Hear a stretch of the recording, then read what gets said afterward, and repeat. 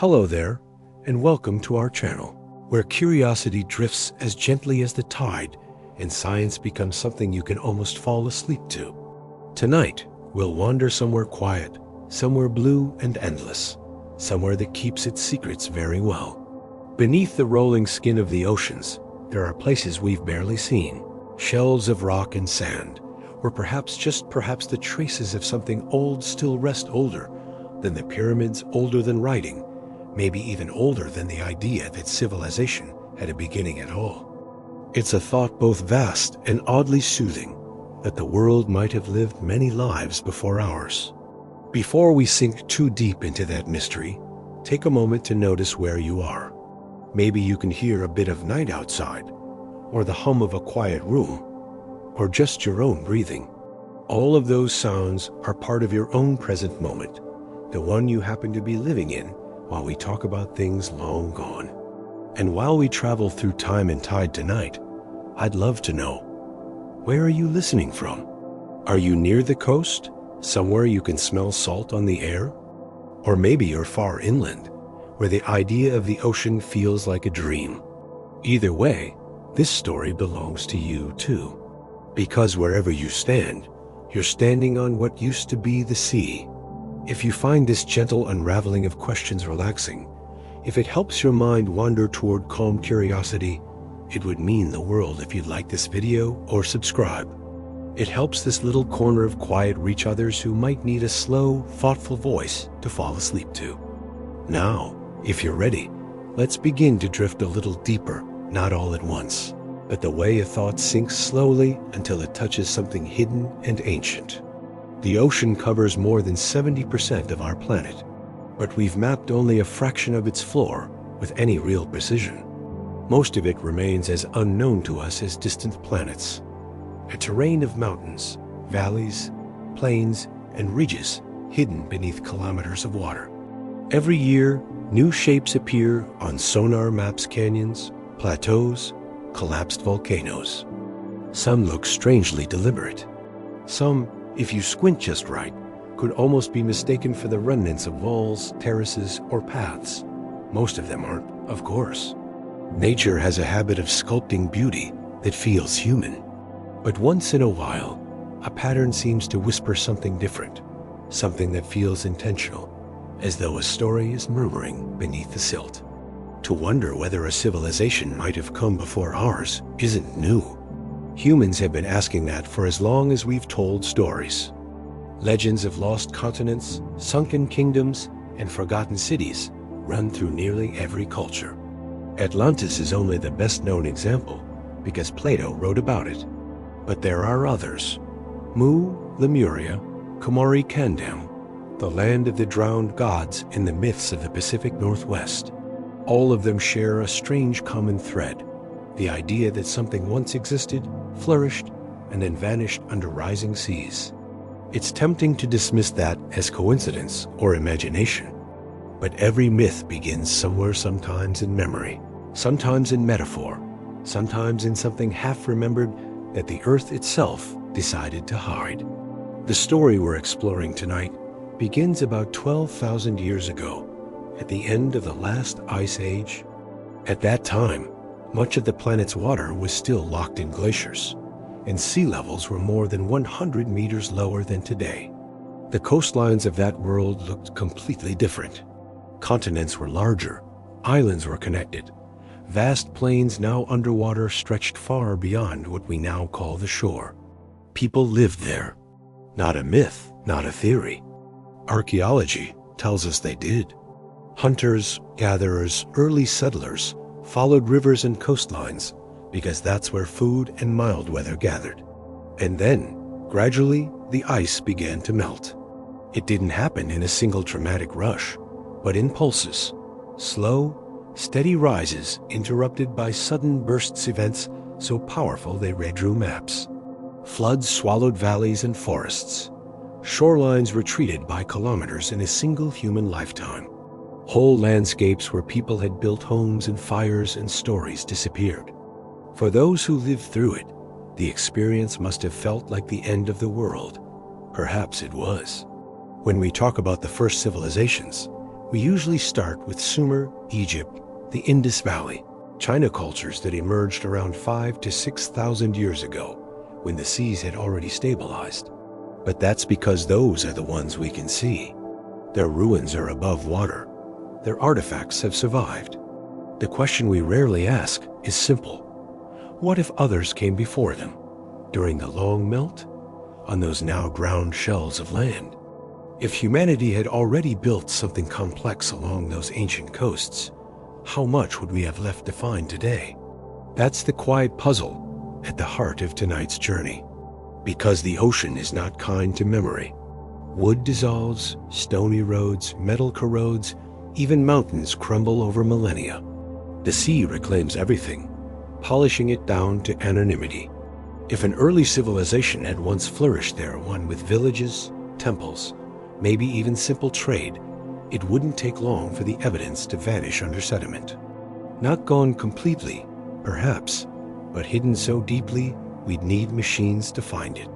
Still, sometimes the ocean leaves clues.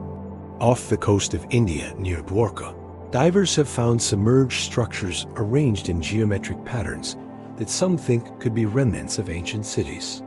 Off Yonaguni near Japan, a massive steppe formation lies beneath the waves, shaped so sharply it's hard not to imagine human hands at work. Off Malta, there are lines carved into bedrock that vanish into the sea. In the North Sea, between Britain and Denmark, sonar reveals the ghost of a vanished land called Doggerland, a broad, fertile plain that once connected islands now separated by deep water. Archaeologists have dredged up tools, bones, and remnants of forests there. People lived in that world. They watched the sea rise. They walked away as the water crept inland. If you look at the ocean not as a boundary, but as a kind of mirror, you begin to realize how much of our history lies behind it. The first harbors, the first fishing settlements, the first attempts to tame the tides, they would all have been built at the edges of the world as it was then. And every few centuries, that edge moved. The sea swallowed its own witnesses. What we now think of as the beginning of civilization might simply be the beginning of what is left above water. This idea isn't about fantasy. It doesn't need lost technology or forgotten gods.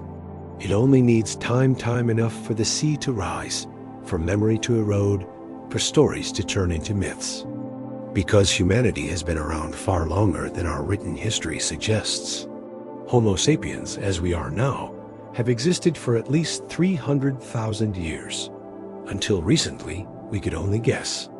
Now, we can scan entire coastlines, tracing the faint outlines of riverbeds and deltas that fed ancient populations. Each year reveals more not grand temples, not proof of a forgotten super-civilization, but quiet confirmations that people lived along those vanished shores. And where people live, culture follows. Memory follows. Maybe even the first sparks of something we'd call civilization. Imagine a small settlement on the edge of the Sunda Shelf 15,000 years ago. The sea is miles away. Forests stretch toward what is now Indonesia. Families build huts, fish in shallow lagoons, watch the stars rise over lands that no longer exist. They live there for generations. The water rises so slowly that each child grows up thinking the shore has always been this close, until one day it is end. Their descendants move inland, carrying their tools, their songs, and the faint ache of remembering where home used to be. They tell stories about the flood. Over centuries, those stories become myths. Thousands of years later, someone writes about a lost land beneath the waves, and no one realizes it was memory all along. That's what this whole question is really about. Not whether Atlantis was real, but whether memory itself can outlast the ocean.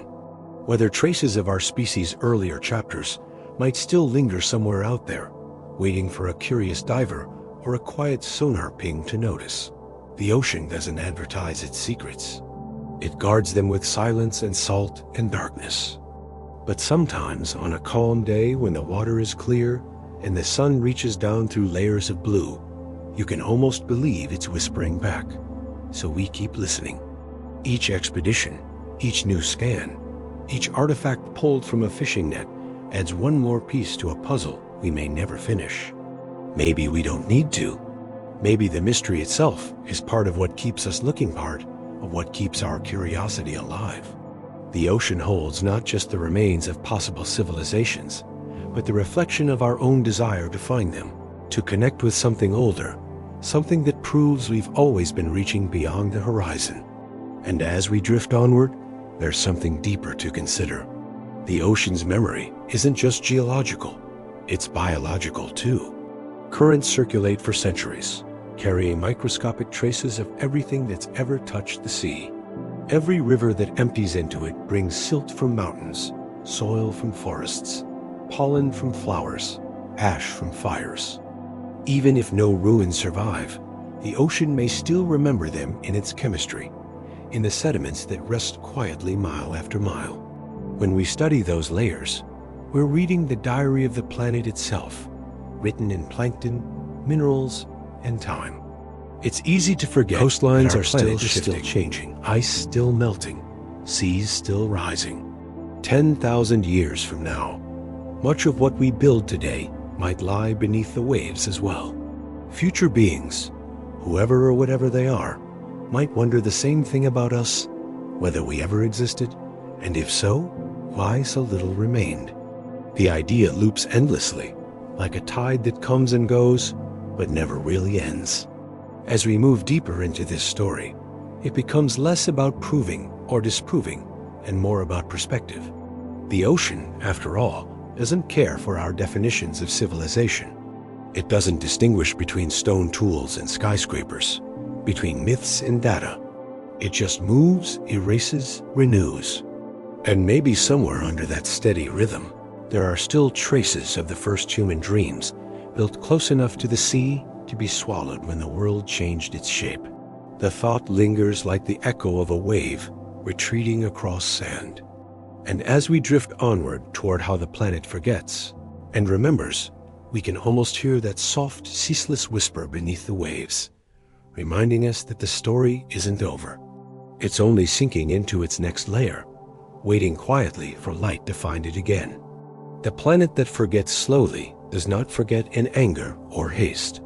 It forgets with the patience of water, tracing the same path for millennia, wearing stone down to sand, letting each grain find a new place to rest. Earth's memory is long, but it is written in a language we can barely read. Every continent, every mountain, every shifting current is a page that's been turned, overwritten, folded, or lost to time. When we look for traces of our past, or perhaps a civilization older than the ones we know, we're really asking a very small question of a very large storyteller. And that storyteller replies in the language of erosion, subduction, and drift. Beneath the still surface of the ocean, the earth is moving constantly. The seafloor is not static. It is born and destroyed in cycles that span millions of years. Along the mid-ocean ridges, molten rock wells up, forming new crust that slowly spreads outward. On the other side of the world, that same crust plunges back into the mantle through deep trenches, carrying with it everything that once rested above.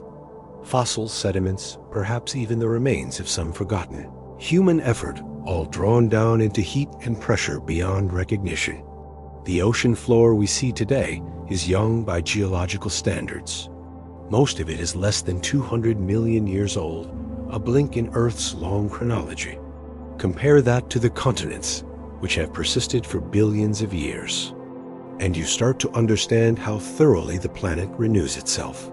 If a civilization had ever risen on land, now buried beneath the sea, the odds are high that its foundations have already been recycled into new crust, and memory of it transformed into magma.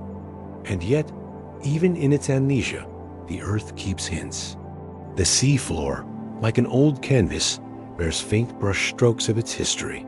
Sediments drift down from above, forming layers that trap tiny fossils, ash, and minerals. Scientists collect cores from the ocean bed-long cylinders of mud and sand and read them like diaries.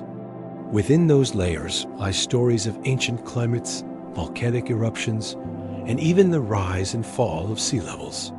Sometimes they reveal sudden spikes in carbon or changes in isotopes that suggest enormous floods or glacial melts.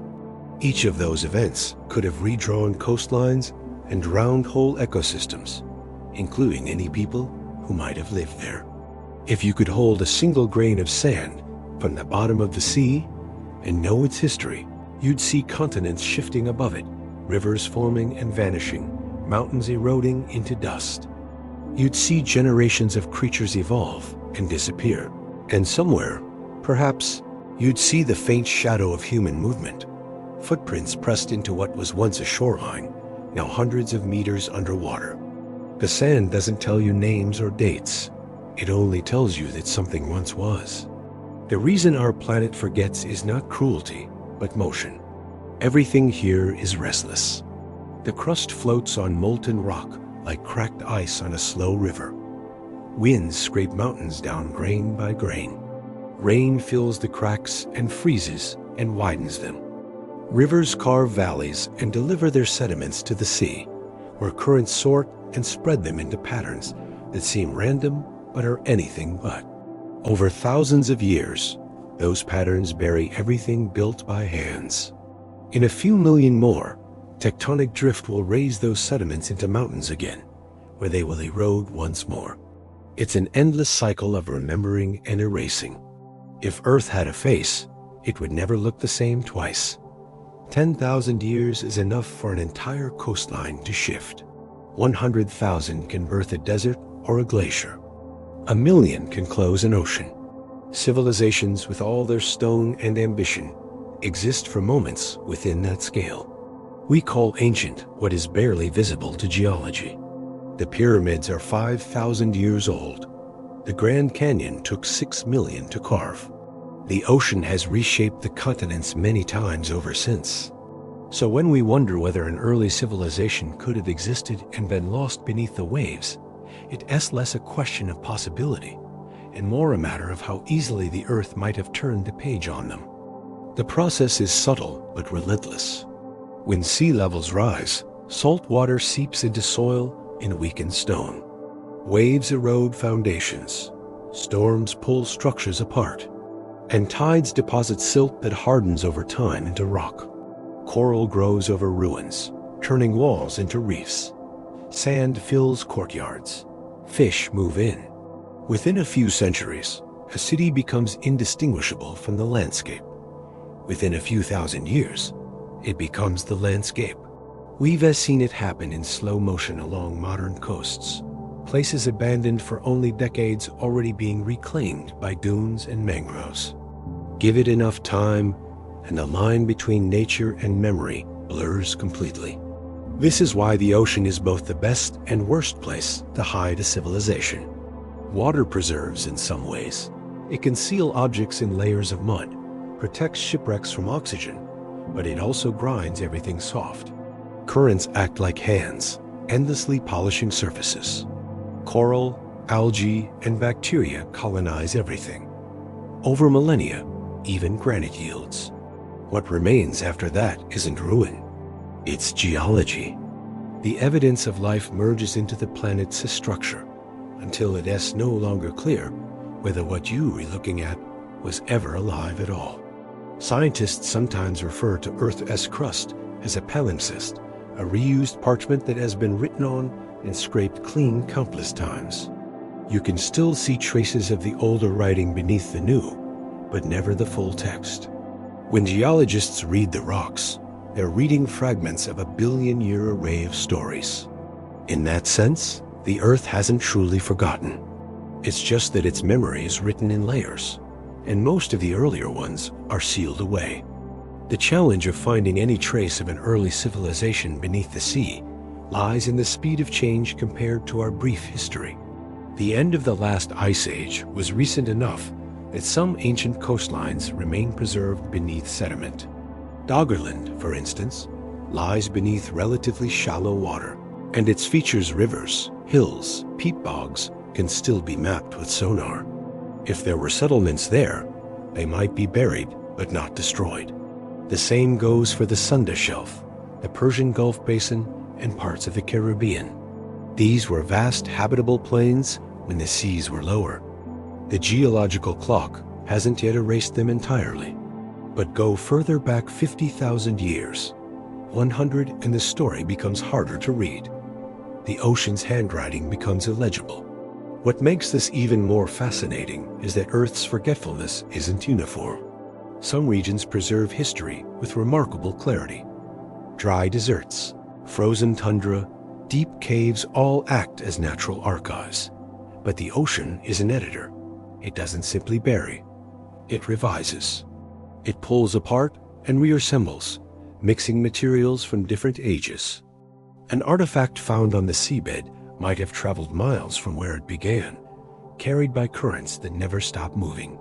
So even if we do find something that looks deliberate, we must ask, did it form here, or did the ocean bring it?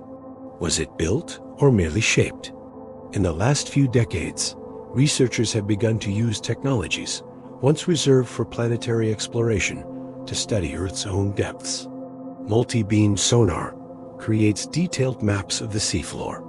Submersibles can hover above ancient river valleys, tracing the outlines of what could once have been pathways. Computer models reconstruct coastlines at different sea levels, revealing how vast the world was when ice still ruled the poles. Each new discovery brings more complexity, not clarity. There's evidence of human presence along nearly every ancient shoreline we can reach. Tools, carvings, hearths, nothing impossible, but enough to remind us how incomplete our story is. The ocean's forgetfulness also extends to climate. It records the rhythm of the planet's heartbeat in its temperature, its chemistry, and its currents. Ice cores and sediment layers reveal that Earth moves through cycles of warmth and cold, expansion and retreat. With each change, the sea reclaims or reveals land. Civilizations rise during stable periods, then vanish when balance shifts. It's easy to see this pattern in our own time. The same forces that may have erased ancient worlds are at work again, quietly reshaping the coasts we call home. Sometimes, when scientists drill deep into the seabed, they find layers of sediment disturbed in strange ways. Fine lines of ash from volcanic eruptions, sudden influxes of freshwater species, traces of organic carbon suggesting floods of life and death. These are not human fingerprints, but they are reminders of how quickly the world can change. A single massive meltwater pulse, like those that ended the Ice Age, can raise sea levels by meters in a matter of decades. For people living then, that would have been within a lifetime, a creeping catastrophe that turned valleys into bays and homes into reefs. If any culture had built along those coasts, its story would have ended beneath the tide. The slowness of Earth's forgetting can be deceptive. We measure time in years, but the planet measures it in layers. Each centimeter of ocean sediment might represent hundreds of years of quiet accumulation. A single landslide can bury a landscape in minutes and preserve it for eternity. Somewhere down there, under kilometers of pressure and darkness, those moments are still entombed, like pages glued together. They wait for someone with the patience to peel them open. And yet, the more we learn about the ocean's ability to erase, the more miraculous it seems that anything survives at all. There are shipwrecks thousands of years old, lying almost intact in the waters. There are wooden canoes preserved in mud, human footprints fossilized in clay. There are shells carved into jewelry by hands long gone. Each survival is an act of defiance against time's tide. And if these small things can endure, perhaps something larger did too. Perhaps somewhere beneath the silt, a pattern of stones remains in formation, waiting for a scanner to pass overhead and notice. The planet that forgets slowly also remembers selectively. It keeps what fits into its cycles and discards what doesn't. It records catastrophe with precision, but loses the quiet days. That's true of our written history as well. We know about wars and extinctions, but not about ordinary mornings, not about the laughter or fears of people who watched the shoreline change. If an ancient civilization did exist along the now drowned coasts, what would it have looked like? Maybe it wasn't monumental at all. Maybe it was a network of villages, fishing communities, artisans, traders. Maybe civilization's first heartbeat was quieter than we imagine, and the planet's slow forgetting simply erased the subtle signs of it. We often think of history as linear rise from simplicity to complexity, but the Earth suggests something cyclical instead. Cultures could have emerged, flourished, and disappeared more than once, each time leaving a little behind, enough for the next to find. The tools of one age become the stones of another. The stories of one people become the myths of the next. The ocean doesn't stop us from remembering. It simply makes remembering harder. It asks us to listen more carefully. There's a strange comfort in knowing that the Earth forgets slowly. It means that while most details fade, the essence lingers somewhere, transformed but not destroyed. The calcium from old bones becomes limestone. The ash from fires becomes soil. Even civilizations, in some abstract way, become part of the planet's body. Their ruins turn to minerals, their metals to dust, their stories to sediment. They are gone, but they are also everywhere. If we could see time the way the planet does, we might realize that forgetting is just another form of transformation. Nothing truly disappears. It only changes shape. The sea that swallowed the coasts of early humans also gave rise to new habitats, coral reefs, and currents that nourish life today. The erasure that frustrates archaeologists is the same process that sustains the planet. The Earth forgets, but its forgetting is creation by another name. When we speak about the traces of a first civilization hidden beneath the oceans, we're not just speculating about a lost chapter of human history. We're also acknowledging the sheer power of the planet to renew itself, to smooth over the past with relentless grace. Maybe that's why the thought of something ancient and buried underwater feels so haunting. It's not just the mystery of what might be down there. It's the realization that everything we build now will someday join it. The skyscrapers, the roads, the lights we think will last forever. They're only temporary ornaments on a restless world. And still we keep building, exploring, mapping. We keep asking questions, even knowing how partial the answers will be. That's what humans do. We dig into the Earth's memory, even as it rewrites itself beneath us. Each discovery, no matter how small, is a moment of connection with something larger. When we find a tool or a footprint, we're not just uncovering the past. We're touching the slow pulse of the planet itself, feeling its rhythm through layers of stone and time. The planet that forgets slowly is still forgetting even now. Coasts are eroding, glaciers melting, new rivers forming. The process never stopped. And we're watching it happen from the inside. One day, far in the future, someone else might wonder about us. They might look at the ruins of our cities beneath new seas and ask if they were the first. They'll sift through sediments, pull up fragments, build stories, and wonder about the lives we lived on will be the ocean floor.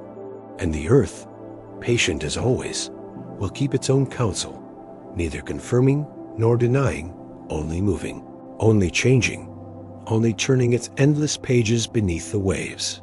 And as that thought drifts gently toward the surface of your mind, you can feel the quiet pull of the current leading onward toward the time when the seas began to rise and the world started reshaping itself once again. When the great sheets of ice began to melt, it didn't happen with sudden drama, though, to those alive then. It must have felt like the world was changing beneath their feet. The process began quietly, almost imperceptibly, with drops forming where once there had been silence, with rivers trickling out from glaciers that had stood unchallenged for tens of thousands of years. The air grew a little softer, the seasons shifted, and the planet started breathing in a new rhythm. For nearly 2 million years, the Earth had moved in and out of ice ages, like tides that came not in hours, but in epochs. But around 12,000 years ago, something different happened. The last great glacial cycle began to end, and the world, as humans knew it, began to drown. It's difficult for us to imagine the scale of what that really meant. Today, we picture the Arctic and Antarctic as the boundaries of the frozen world. But back then, ice covered nearly a third of the continents. Vast white domes stretched across North America, Northern Europe, and Siberia. Mountains that now seem ancient and exposed were buried in kilometers of ice. Sea levels were more than 100 meters lower than they are today. The planet looked different. The map of the world was not yet the one we know.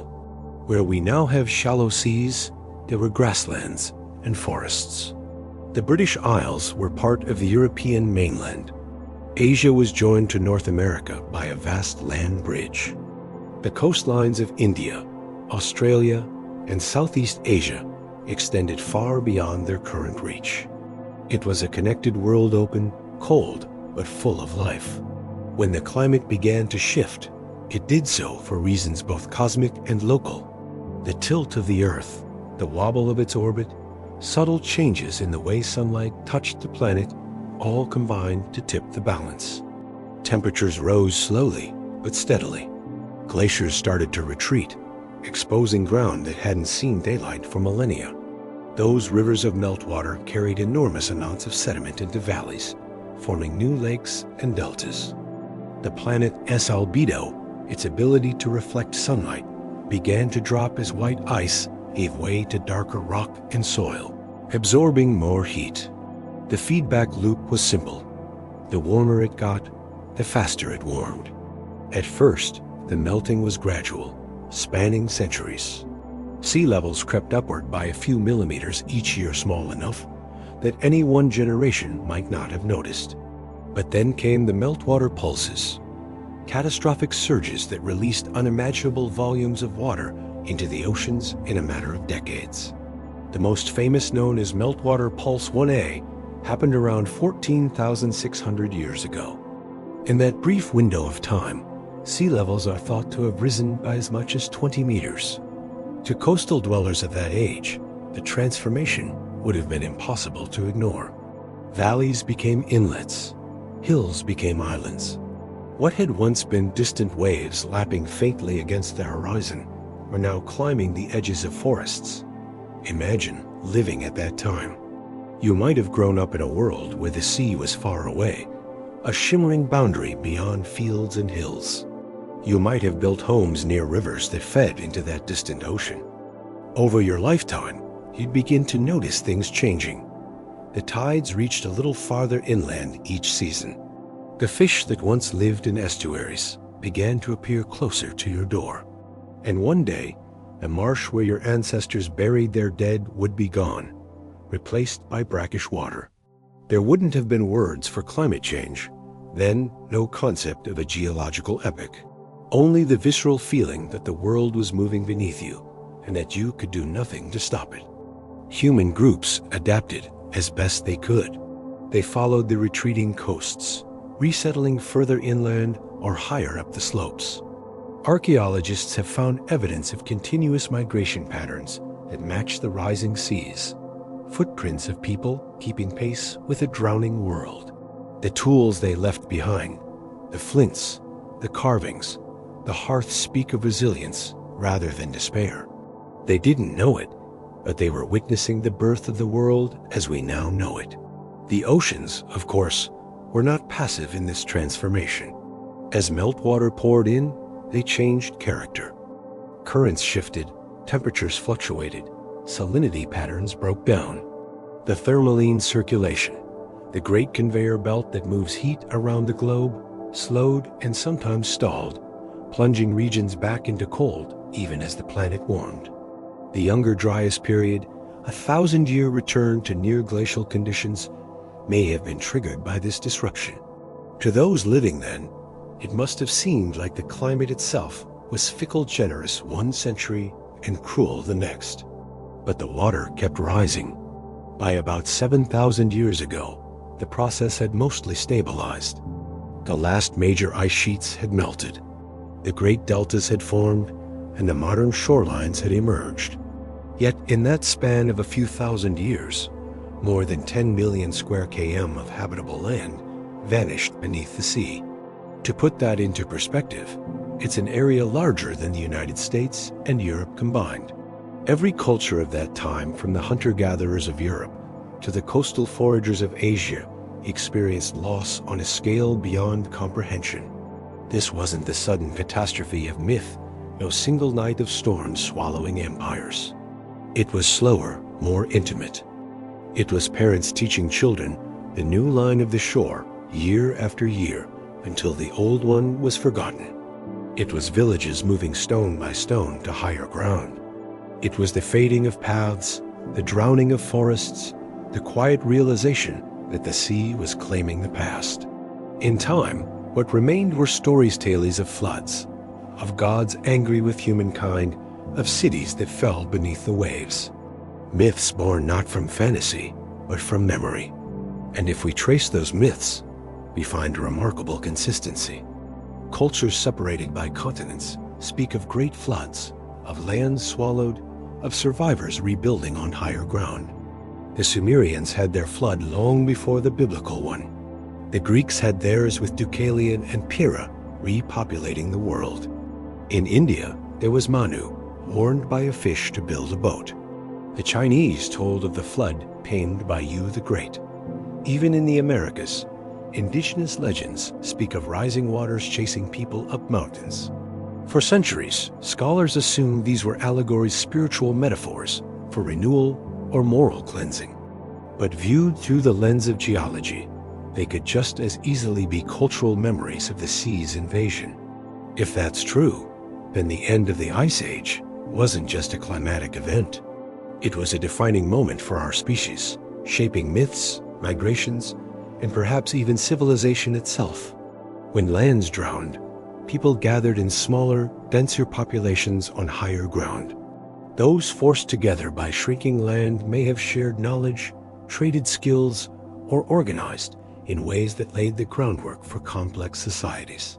In this sense, rising seas didn't just erase, it catalyzed.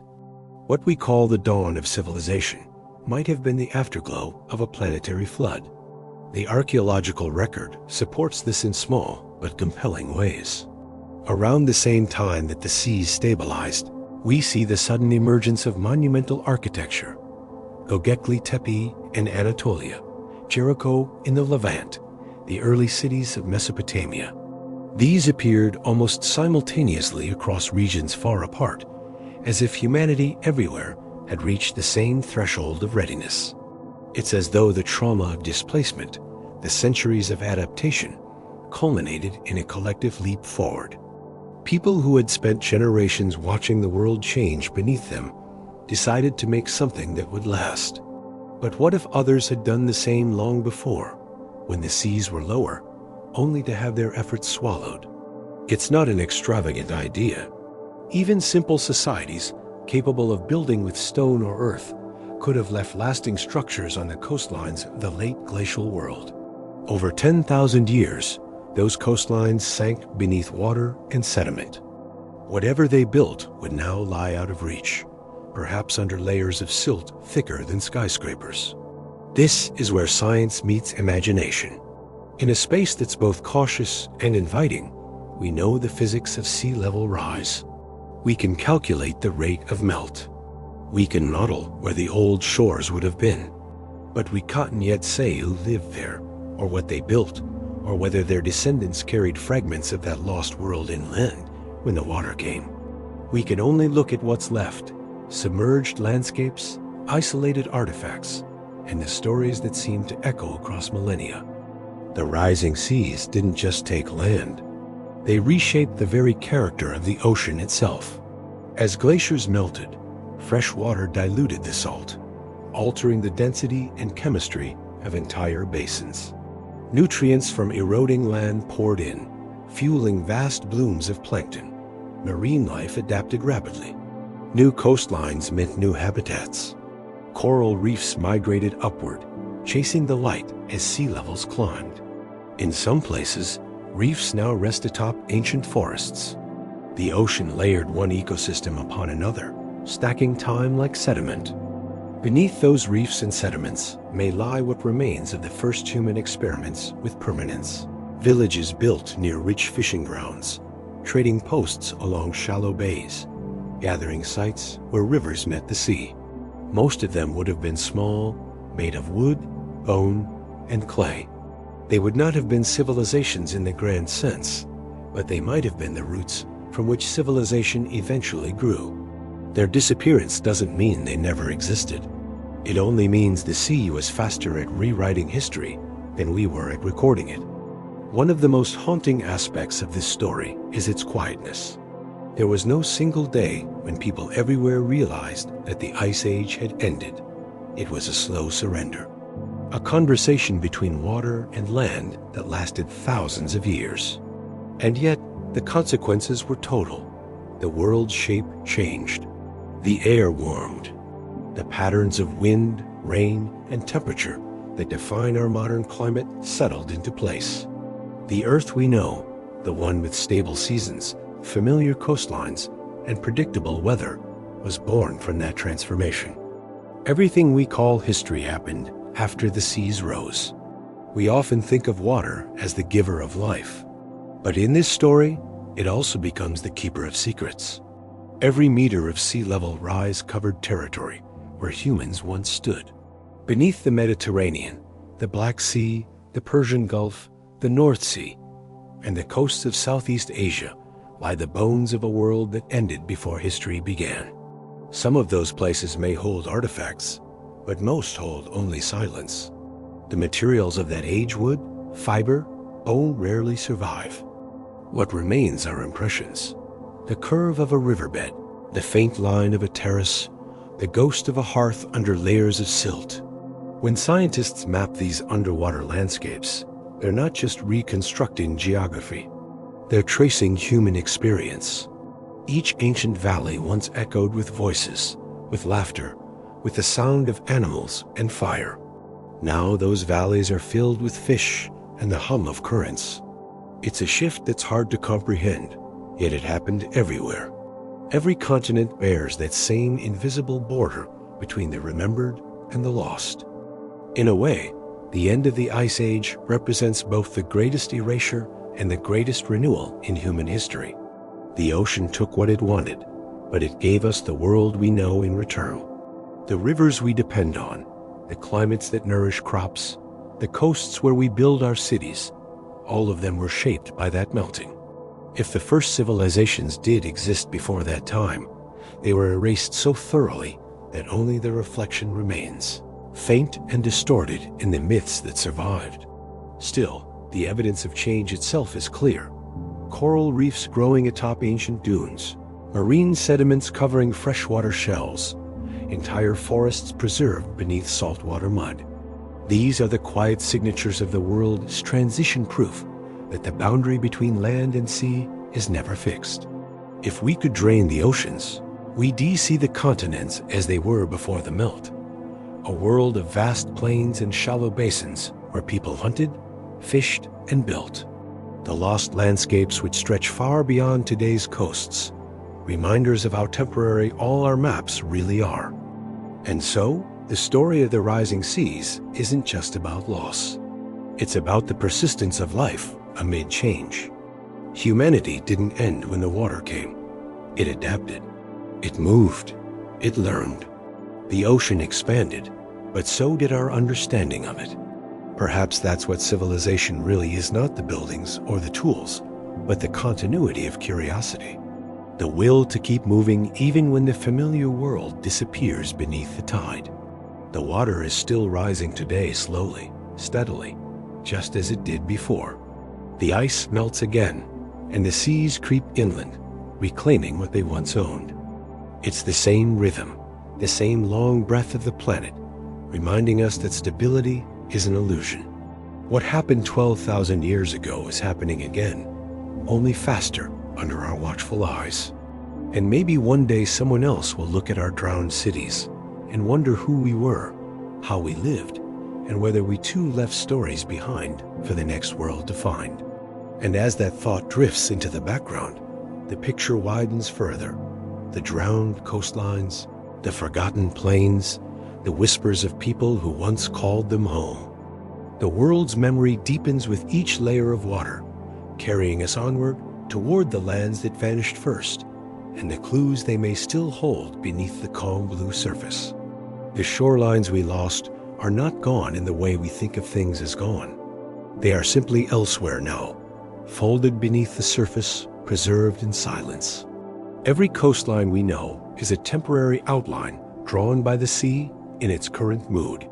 If you could see the planet as it was 10,000 years ago, the map would look familiar, yet strangely wrong, like a half-remembered dream. The continents would be larger, the seas narrower, and the borders between them wide and green. Much of what we now call the ocean floor was once land a mosaic of forests, plains, rivers, and settlements that stretched beyond the reach of today's tides. When the ice melted and the seas rose, those ancient landscapes sank in stages. The process was so gradual that generations watched it happen and still couldn't quite grasp its permanence. Imagine living on the edge of what is now the North Sea when it was on to sea at all, but a vast expanse of fields and wetlands. To the people who lived there, it would have felt endless, a place of herds and rivers, a place where the wind carried the sound of birds instead of waves. Archaeologists call it Doggerland now, but it was once as real and alive as any country. Doggerland connected what are now Britain and mainland Europe. It stretched from the present-day coast of the Netherlands and Denmark all the way to what is now eastern England. For thousands of years, it was home to communities of hunter-gatherers who followed herds of reindeer and bison across its meadows. They built small camps along rivers and near lakes, left tools carved from bone and antler, and painted their stories in shelters of stone. As the ice sheets melted, the sea crept in from the north and west, flooding the valleys first, then the low plains. Over centuries, the rivers became estuaries, then bays, then deep channels. One day, the horizon changed forever. We know this not from legend, but from evidence pulled from the seabed. Fishing trawlers sometimes bring up pieces of mammoth bone, antlers shaped by human hands, and fragments of peat that once formed ancient marshes. In the mud, scientists find pollen from plants that no longer grow in northern Europe and traces of freshwater mollusks that could only have lived in lakes and rivers. Sonar maps reveal the ghostly outlines of river systems, hills, and shorelines still preserved under layers of sediment. To look at them is to peer into a frozen moment of prehistory, when Europe as heartland stretched beneath what is now open sea. The loss of Doggerland was gradual but inevitable. Around 8,000 years ago, a massive event sealed its fate. Somewhere off the coast of Norway, a section of the continental shelf collapsed in what's known as the Storegga Slide. The resulting underwater landslide triggered tsunamis that tore across the North Atlantic. Waves up to 20 meters high would have crashed over the low-lying plains of Doggerland, inundating them with salt water. For the people living there, it was likely catastrophic. Those who survived fled to higher ground, carrying with them the memory of the flood. That memory passed down over generations, maybe the faint echo we still hear in myths of lost lands beneath the sea. Far to the east, another drowned world lies hidden beneath the waters between Southeast Asia and Australia. During the Ice Age, when sea levels were lower, the islands of Indonesia and Malaysia were part of a single land mass known as the Sunda Shelf. It connected mainland Asia to Borneo, Java, Sumatra, and Bali, creating a vast tropical subcontinent larger than India. Rivers the size of the Amazon flowed across it, fed by monsoon rains. The landscape was rich with wildlife, elephants, tigers, giant tapirs, and it would have offered abundant food for early humans. Evidence suggests that people lived there for tens of thousands of years, moving freely across the connected lands. Then, as the seas rose, the Great Plains fragmented into islands. Valleys became straits. Mountain ridges became archipelagos. Communities that once traded and shared languages found themselves isolated. Over generations, their cultures diverged, their tools and traditions adapting to new environments. The genetic patterns we see in the peoples of Southeast Asia and Oceania today still carry the imprint of that separation. The rising seas didn't just reshape geography, they rewrote the human map. To the south, another land vanished. The continent-sized bridge known as Sahul, which once joined Australia, New Guinea, and Tasmania. For early humans migrating out of Asia, Sahul was a single connected region, a continent of open plains, forests, and inland seas. As the world warmed, the shallow lands between the islands flooded. Tasmania was the first to be cut off, then New Guinea. The Aboriginal peoples of Australia, whose oral histories stretch back tens of thousands of years, still tell stories of these changing shores. Some describe lands that were swallowed by the ocean, places where their ancestors once walked that now lie beneath the waves. Geological evidence supports these accounts. They correspond closely with the pace and pattern of post-glacial sea level rise. In this way, oral tradition preserves details of landscapes lost 8 or 9 millennia ago, a continuity of memory unmatched anywhere else on Earth.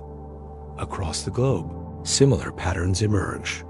The Persian Gulf, now filled with seawater, was once a fertile river valley.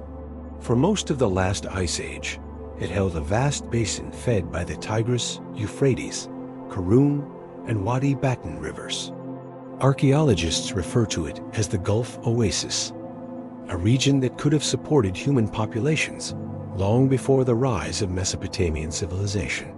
When the sea flooded the basin around 8,000 years ago, those people would have moved north toward the river's upper valleys, perhaps forming the roots of the societies that later built the world's first cities.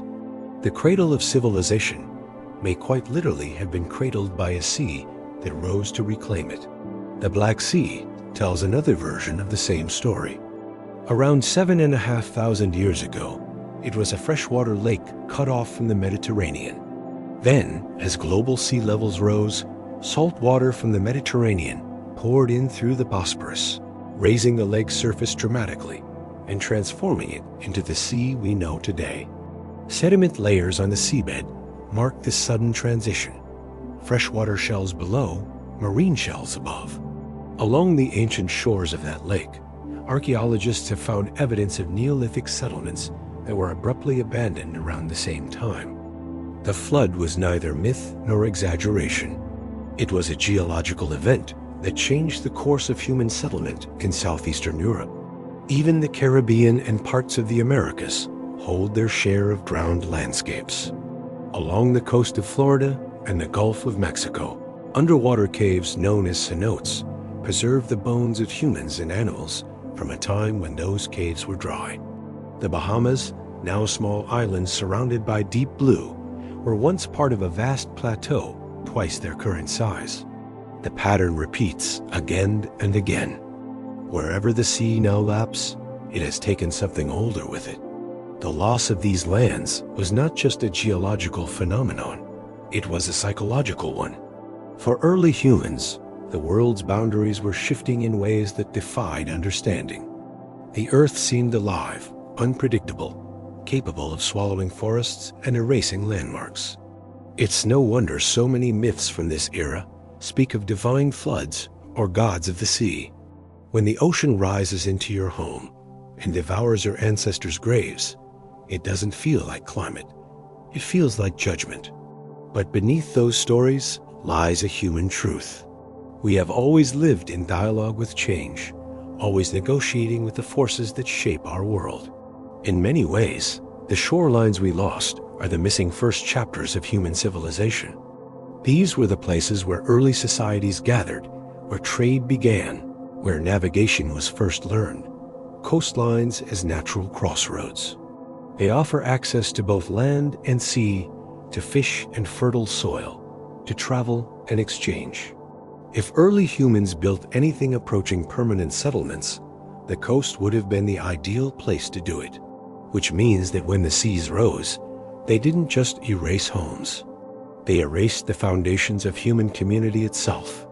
When archaeologists explore ancient coastal sites today, they're often struck by how rich those environments are in evidence of early innovation. Fishing hooks, boats, pottery, tools for weaving and cooking all appear first along ancient shorelines. It's not difficult to imagine that the same was true for the coasts that now lie underwater. If we could lift the seas away for a moment and walk across those submerged plains, we might find not ruins of lost empires, but something more subtle and meaningful. The fingerprints of humanity learning to live together, to build, to adapt. The evidence for such places is fragmentary, but growing. Off the coast of India, near the Gulf of Kutch, sonar scans have revealed structures buried under sediment, aligned in patterns that suggest deliberate construction. In the Mediterranean, divers near Israel and Greece have found submerged stone walls and roads dating back to the Neolithic. Off Japan's Yonaguni Island, an enormous stepped formation rises from the seafloor, sparking debate over whether it's natural or shaped by ancient hands. In the Baltic off the coast of Germany, archaeologists discovered a stone structure more than 10,000 years old, likely used for hunting. Each of these findings is a small reminder that the human story extends far beyond the visible land. Yet, for every discovery, there are thousands of square km still unmapped. The ocean hides more of our prehistory than any desert or jungle. The challenges of exploring it are immense. Poor visibility, deep water, strong currents, and the constant decay caused by salt and pressure. Traditional excavation methods don't work well there. Instead, scientists rely on technology sonar imaging, remote-operated vehicles, sediment coring to piece together fragments of the past. Each new survey reveals hints of river channels, terraces, and formations that could once have been villages. Most remain unverified, not because the evidence isn't there, but because the tools to reach them are still catching up. It's easy to forget that until recently, we didn't even know the full shape of the ocean floor. Only in the past few decades have satellites and sonar given us global maps of it. And even those are rough compared to what we know of the Moon or Mars. That's the irony. We've mapped other worlds more completely than our own. Somewhere beneath those blue expanses could be the remnants of the first experiments in civilization, patiently waiting for the day we finally look closely enough to see them. The shorelines we lost are not gone beyond reach. They're simply hidden in a dimension of time we haven't fully uncovered. Their presence lingers in the sediment, in the genetic patterns of fish and coral, in the stories passed down by coastal peoples. They shape our present without us realizing it. The currents that flow over them influence weather and climate. The minerals eroded from their rocks feed plankton blooms that sustain life across the seas. Even in disappearance, they continue to participate in the life of the planet. If you stand on any modern beach and look out to sea, you're standing on the edge of what was once inland. The waves that touch your feet have rolled over forests, over riverbanks, over the remnants of camps where people once sat around fires. The horizon hides more of our past than the stars ever could. The sea, in its quiet persistence, holds the greatest library on Earth One, written not in books, but in layers of sand and salt. And as we drift further into this thought, it becomes clear that the story of lost shorelines is not just about the past. It's also about the future. The process that once swallowed Doggerland and the Sunda Shelf is happening again. The glaciers are melting. The seas are rising. New shorelines are being drawn even now. And the places we call home will one day be myths of their own. The drowned plains of tomorrow will lie beside the ones of yesterday, part of the same endless cycle of change. When the next explorers, perhaps thousands of years from now, study the sediments of their age, they'll find our traces, the concrete, the glass, the metal, and wonder who we were. They'll see the line where our coast once stood, and maybe they'll call it by some future name. They'll know that we too lived close to the edge, watching the sea climb, leaving behind our stories as we moved inland. And as that realization settles, the image of the lost shoreline softens, blending into something larger, the memory of a planet always in motion, always erasing and redrawing its own face, always hiding pieces of its past beneath the quiet shimmer of waves. The ocean doesn't forget completely. It just waits, patient and immense, while we keep asking questions it already knows the answers to. And somewhere beyond that horizon, the next part of the story begins, where myths of lost worlds merge with the science of what really lies beneath. The myths that drift up from the deep are not just stories. They are memory fragile, reworked, stretched across millennia, yet somehow still alive in the rhythm of language. They began as spoken echoes around fires, told by people who watched the sea rise where their parents once walked. Those people did not call it myth, they called it remembering.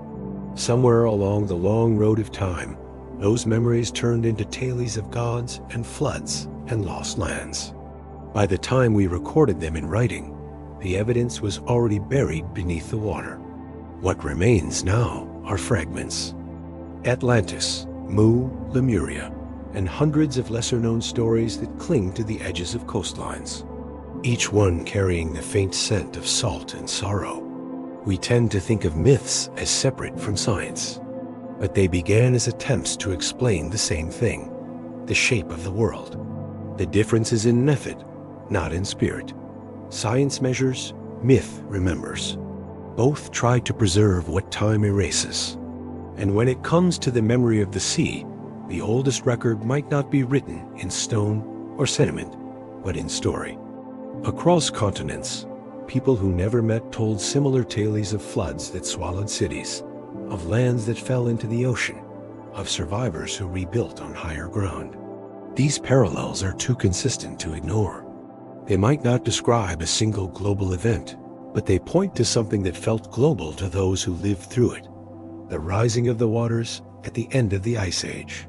Plato's story of Atlantis is the one most people know. He wrote it around 360 BCE, claiming to recount an older Egyptian tale about a great island civilization that sank into the sea in a single day and night of misfortune. He used it as a philosophical metaphor, a warning against hubris and the corruption of power. For him, Atlantis was less a memory and more a moral illustration. Yet the power of the story lies in its realism. The details, the location beyond the pillars of Heracles, the concentric rings of canals, the sudden submersion sound eerily like the world-shaping floods that ended the last ice age. Even if Atlantis never existed as a physical place, the story resonates because it reflects something humans across time have witnessed: the sea taking back the land. But Plato's account is only one thread in a much older and broader fabric of flood myths. In Mesopotamia, long before the Greeks, the Sumerians told of Zeus Sudra, a man warned by a god to build a boat before the flood destroyed humanity. The later Akkadian and Babylonian versions transformed him into Utnapishtim, the survivor of a deluge that wiped out the world. His story, recorded in the Epic of Gilgamesh, includes details that feel both mythic and strangely precise. The sending of birds to find dry land, the settling of the boat on a distant mountain. The parallels to the story of Noah are not coincidence. They share a lineage that runs deep into prehistory, back to a time when the people of the Tigris and Euphrates valleys watched their world fill with water as the Persian Gulf flooded. If you travel east to India, you find another version, the story of Manu, the first man who was warned by a small fish that a great flood was coming. The fish, an incarnation of the god Vishnu, told Manu to build a boat and gather the seeds of life. When the waters rose, the fish guided him to safety on a mountain peak. This tale appears in the earliest Hindu scriptures, the Vedas, but its roots likely go back to older oral traditions. India's long coastlines and river deltas have always been vulnerable to flooding. And as sea levels rose after the Ice Age, those events must have left deep impressions. The story of Manu may be a preserved memory of one such event, retold until it transcended geography and became cosmic. In China, ancient texts tell of the great flood that covered the land for generations, until a hero named Yu learned to control the waters by by channeling them rather than blocking them. Unlike the Western stories, this version focuses not on divine punishment, but on human ingenuity, on the act of adaptation. It may echo the long struggle of Neolithic communities along the Yellow River, whose floodplains were shaped again and again by rising waters. The myth endures because it speaks to an enduring truth.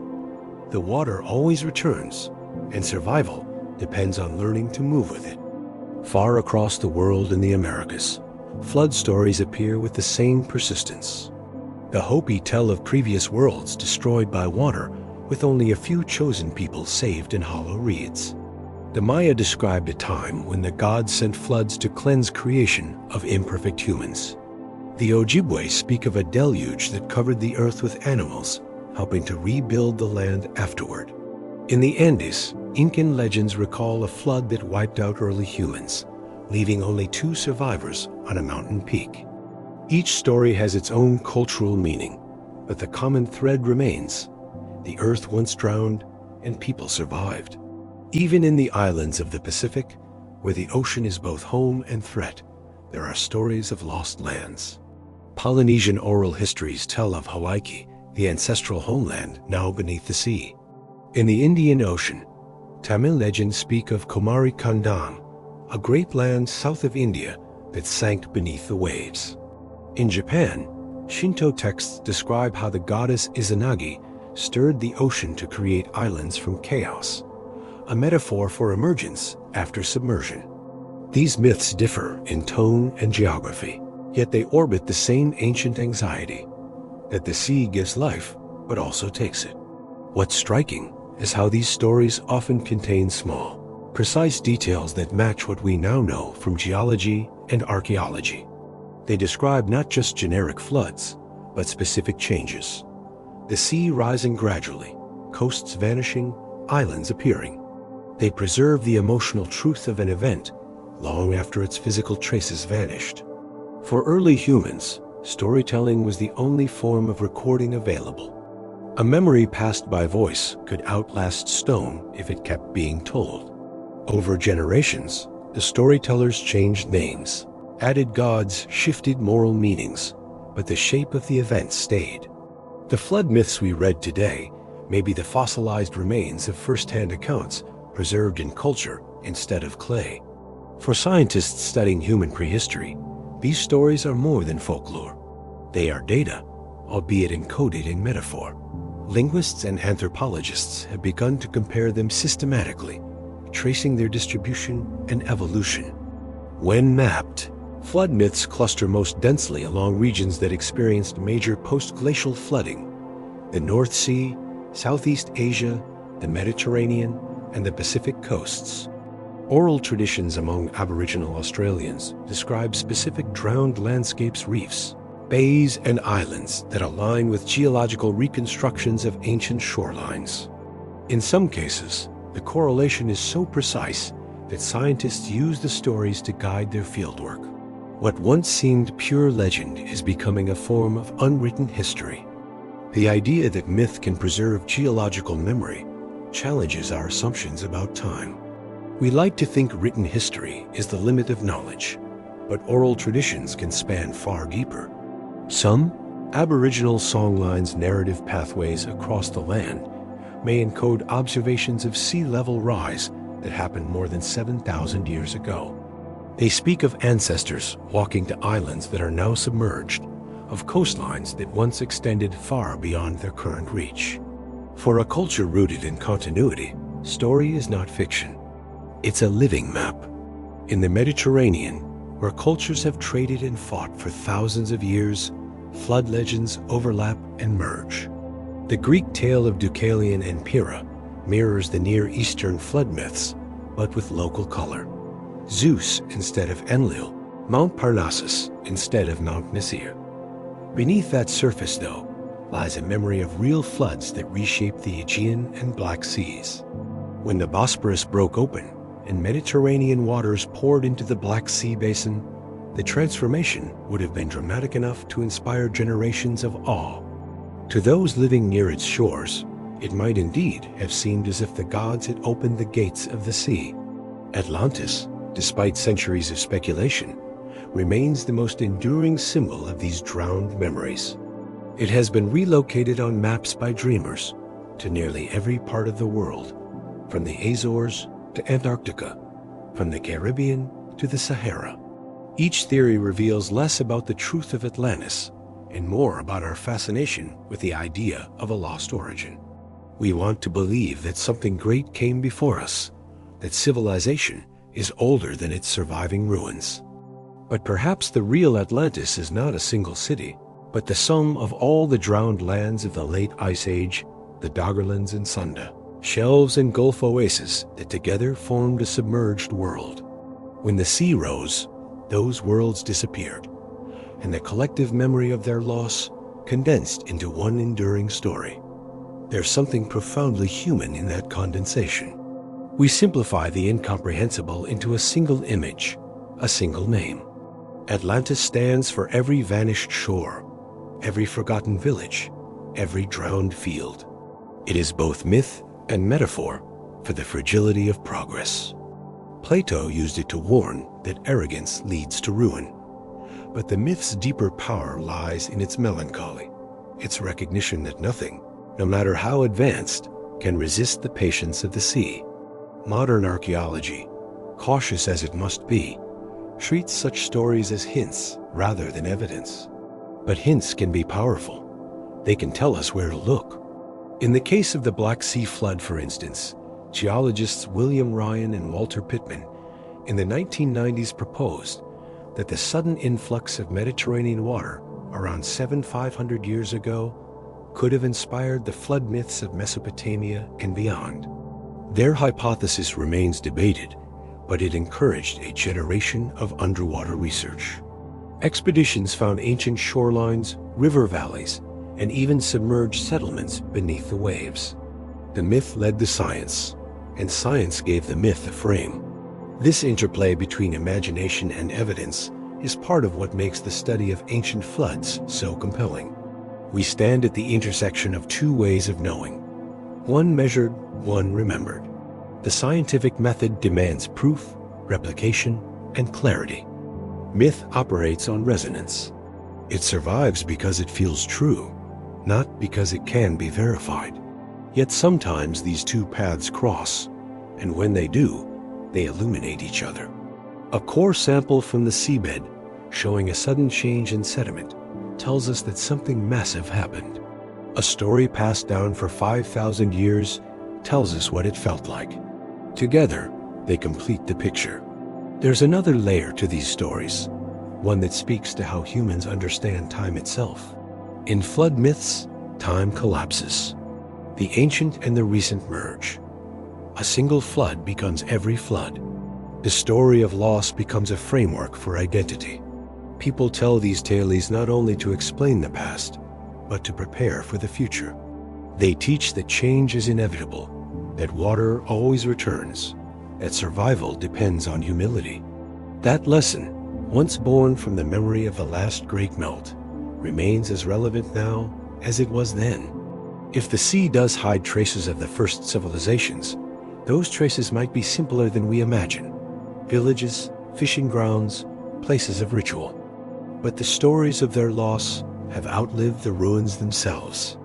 The ocean may erase stone, but it cannot erase memory so easily. The mind keeps what the earth forgets, passing it forward in the only durable medium we've ever truly mastered: storytelling.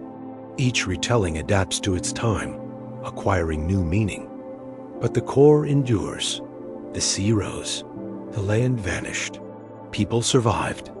That's the essence of almost every flood myth stripped of divine punishment or moral lesson. It's not just a warning. It's a testimony. When we listen to these myths now with the knowledge of geology behind us, they become something different. Not superstition, but history filtered through human experience. They remind us that science and myth are not rivals, but partners, each recording what the other cannot. Science tells us how much the seas rose. Myth tells us how it felt to watch it happen. Both speak of loss, and both speak of continuity. The water came, but life went on. The flood ended, and people built again. Somewhere out there, beneath the calm blue surface, lie the places that gave birth to these memories. They're not grand cities, most likely, but quiet places. Fields, river mouths, fishing camps where the first humans watched the horizon change. The ocean has kept them sealed beneath layers of sand and time, while their stories floated upward into history. Each myth is a ripple from that hidden world, traveling across centuries to reach us. And as we drift with those ripples, it's hard not to feel that they re-guiding us somewhere toward the line where story ends and evidence begins, where memory meets the ocean floor. It's there in the silence beneath the waves that the next questions wait, the ones about what we've found, what we've mistaken, and how we can tell the difference between a story told by humans and one written by the earth itself. The search for what lies beneath the waves begins with patience. The ocean doesn't give up its secrets easily, and most of the time, it doesn't give them up at all. But for the scientists who devote their lives to finding traces of the past under the sea, patience is part of the work. The ocean floor is not silent. It is simply speaking a language of echoes, textures, and chemistry that takes time to learn.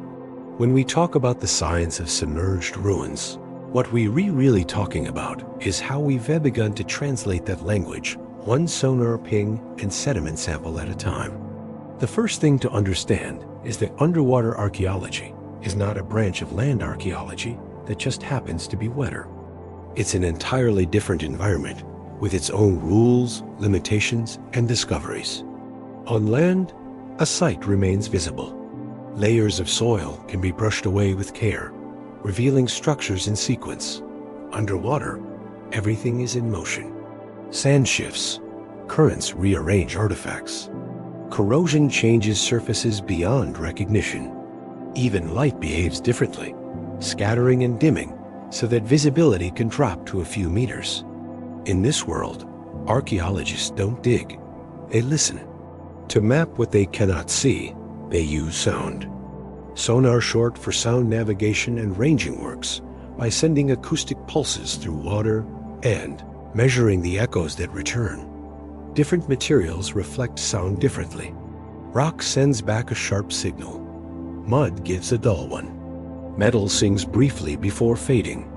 By scanning systematically, scientists build detailed images of the seafloor.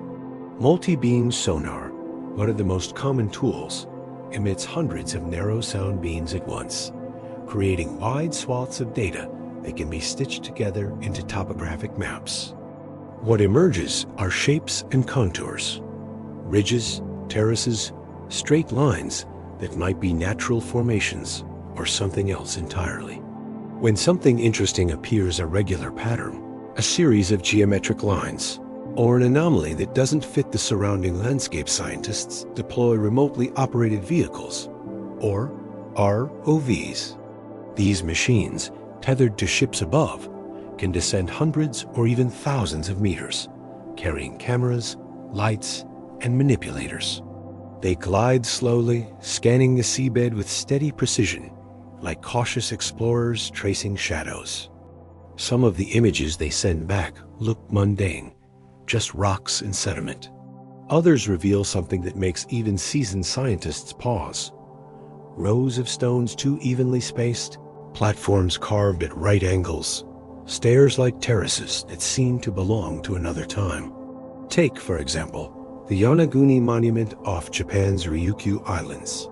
Discovered by a local diver in the 1980s, it lies about 25 meters below the surface. It's a massive formation roughly the size of a football field, with steps, terraces, and flat surfaces that appear unnaturally straight. Some sections look like walls, others like platforms. When images of it first surfaced, they caused a storm of debate. Some researchers argued it was a natural sandstone formation shaped by tectonic fractures and wave erosion. Others saw in it the remnants of human construction, an ancient complex built before the sea rose. The truth remains uncertain, but the monument sparked a new wave of interest in underwater structures, pushing scientists to refine their methods and technology. Natural or not, Sites like Yonaguni remind us that the line between geology and archaeology is often thin. Nature builds as cleverly as humans do. Basalt columns can look like streets. Coral can mimic walls. Erosion can carve stairs more neatly than any mason. To tell the difference, researchers look for subtle signs, patterns that repeat, orientations that align to cardinal directions, marks of tool use, or the presence of artifacts nearby. The ocean complicates all of this by moving things around. A stone tool might travel miles from where it was dropped. A pottery shard might settle on an older structure, confusing the timeline. Each clue must be weighed, tested, and placed within the context of everything else the site reveals. Sonar and ROVs are only the beginning. Newer techniques push the boundaries of what we can detect. Sub-bottom profilers send low-frequency sound waves deep into sediment layers, creating cross-sectional images that reveal buried structures or old river beds. Side-scan sonar, which paints acoustic images of the seafloor, can show the outlines of roads, walls, or shipwrecks. LiDAR, used from aircraft or drones in shallow waters, measures the reflection of laser pulses to create high-resolution maps that reveal features invisible to the naked eye. Then there's the chemistry.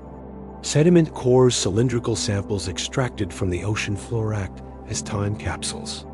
Layer by layer, they record changes in environment, from freshwater to saltwater, from river delta to open sea. A sudden spike in organic carbon might indicate human activity. Microscopic charcoal could signal fires. Traces of pollen tell scientists what kinds of plants once grew nearby, helping reconstruct the landscape before it drowned. By dating these layers through radiocarbon analysis, scientists can build precise timelines. In some cases, even DNA can help. Sediments preserve fragments of environmental DNA, microscopic genetic material, shed by organisms into their surroundings. By sequencing these traces, scientists can identify what species lived in a particular place thousands of years ago. If marine DNA suddenly appears in a layer that previously held terrestrial life, it means the sea arrived at that level. In this way, genetics becomes a tool not just for studying life, but for mapping the changing face of the planet. When these techniques come together, they form a kind of forensic science of time. A sonar image shows the shape of the past. A sediment core tells the sequence of events. DNA and chemical traces fill in the texture of life that once existed there. Piece by piece, the picture sharpens. Sometimes it reveals the mundane, an ancient river channel, a natural ridge. But sometimes it shows something unmistakably deliberate. Stones arranged in circles, hearths filled with charcoal, tools lying where they fell. These are the quiet moments when science touches the edge of myth, when what was once a story whispered through generations becomes something you could hold in your hand. In the Mediterranean, such moments have already occurred. Off the coast of Israel lies Atlantis, a Neolithic village submerged about 10 meters underwater. Discovered in the 1980s, it dates back nearly 9,000 years. Divers found stone houses, wells, tools, and even the remains of human skeletons preserved in the silt. At the center of the site stood a circle of standing stones, perhaps for ritual use. Everything was frozen in place, as if the inhabitants had simply left one day and never returned. Geological studies show that rising sea levels gradually flooded the area, turning it into part of the ocean. For archaeologists, Atlantis is proof that entire communities once thrived where the sea now lies. It's a tangible link between legend and reality, showing how easily civilizations can slip beneath the waves. Further east, in the Gulf of Kamat off India's coast, sonar surveys have revealed geometric patterns extending for km under the seabed. Some researchers interpret them as possible ruins. Others caution that they may be natural. The challenge lies in access. The waters are murky, the current strong, and the sediment thick. But the region's history is compelling.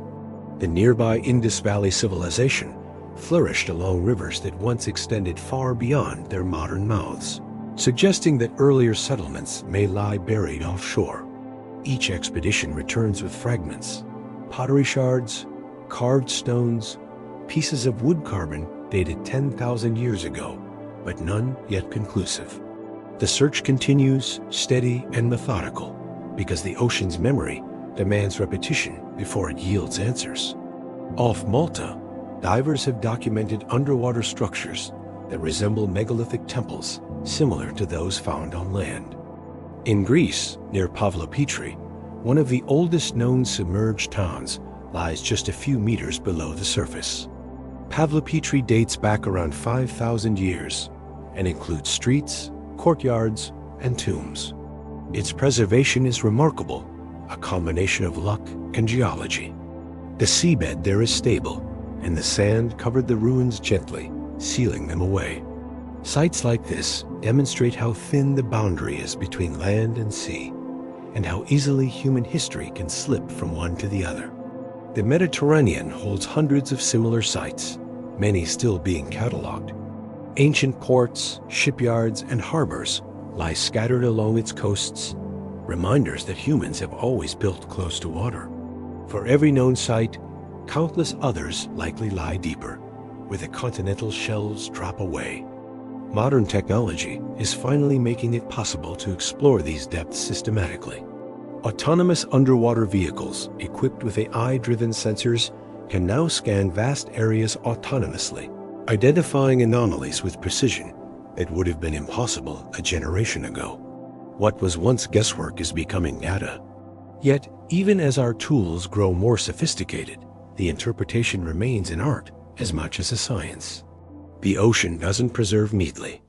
A ruin might look pristine in one place and eroded to nothing a few meters away. Layers of sediment might compress artifacts from different ages into the same stratum.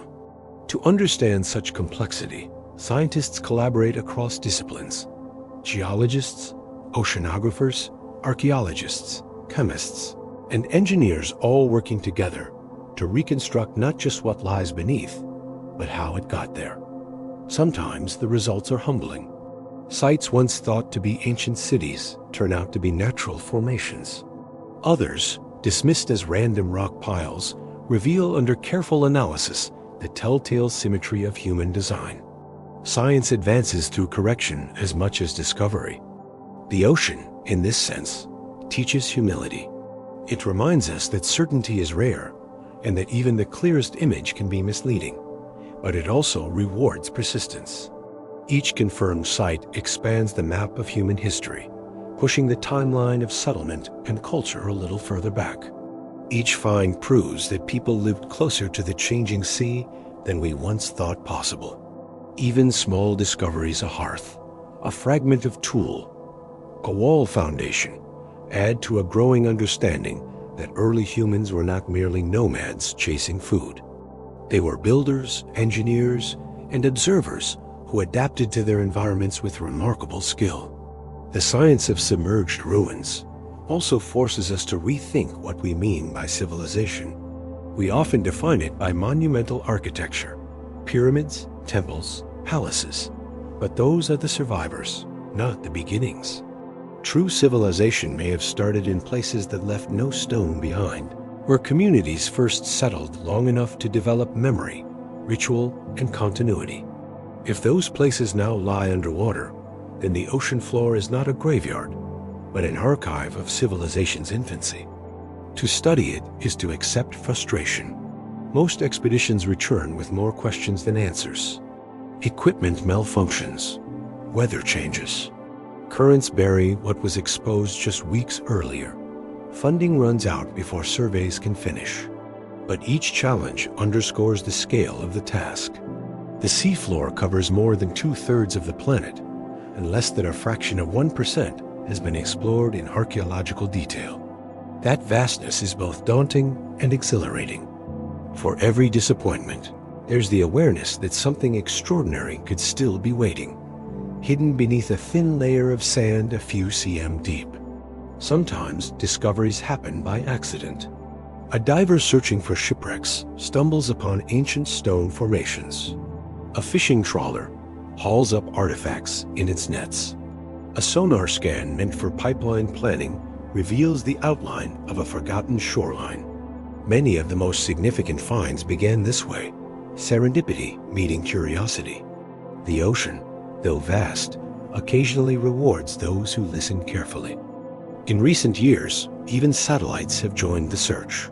Though they cannot see through water, they can detect subtle differences in sea color and surface patterns that indicate underwater structures. Combined with sonar and bathymetric mapping, they create multi-layered reconstructions of ancient coastlines. Digital models can now simulate what these regions looked like before the flood. Scientists can walk virtually across landscapes that haven't existed above water for 10,000 years, tracing river valleys, lakes, and even the faint grid lines of possible human habitation. The deeper we look, the more we realize how incomplete our knowledge has been. The story of humanity did not begin in deserts or river valleys alone. It began wherever the boundary between land and sea offered life and movement. The ocean was not an obstacle. It was the first highway, the first source of abundance, the first mirror that showed us the changing world.